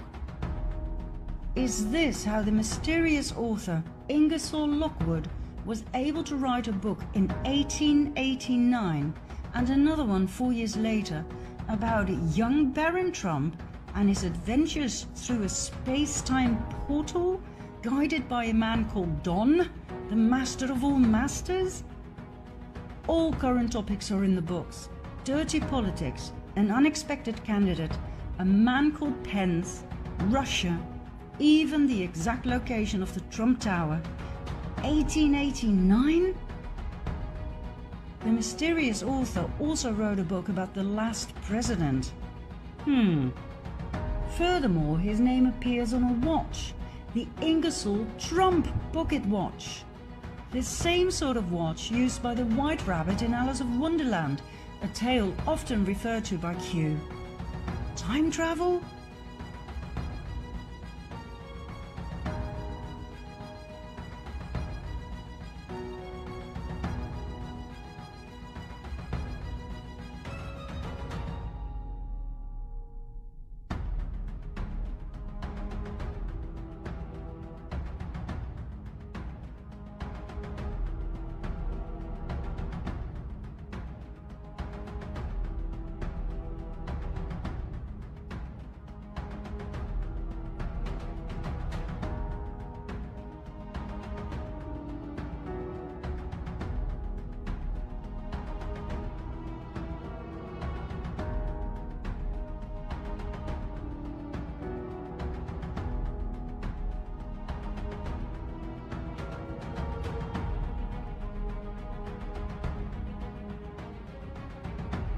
The world as we know it is about to end. What is awaiting us is a new era of peace, liberty, equality, and harmony. The dawn of the golden age as described in each and every source text. I have grown to fully trust Don, master of all masters. He may seem rude, clumsy, and silly from time to time, but he has earned my trust in the past 2.5 years when I suspiciously followed his every move. He is a genius, a 5D chess player, a man with a huge heart. There will be a relatively short bridge period between the two in which people can adjust to the new paradigm and its energies. I don't think there will be much chaos. Everything is ready to be implemented. A new banking system without interest, new ways to educate our children, a new medical system without poisonous, addictive chemicals, and so on and so forth.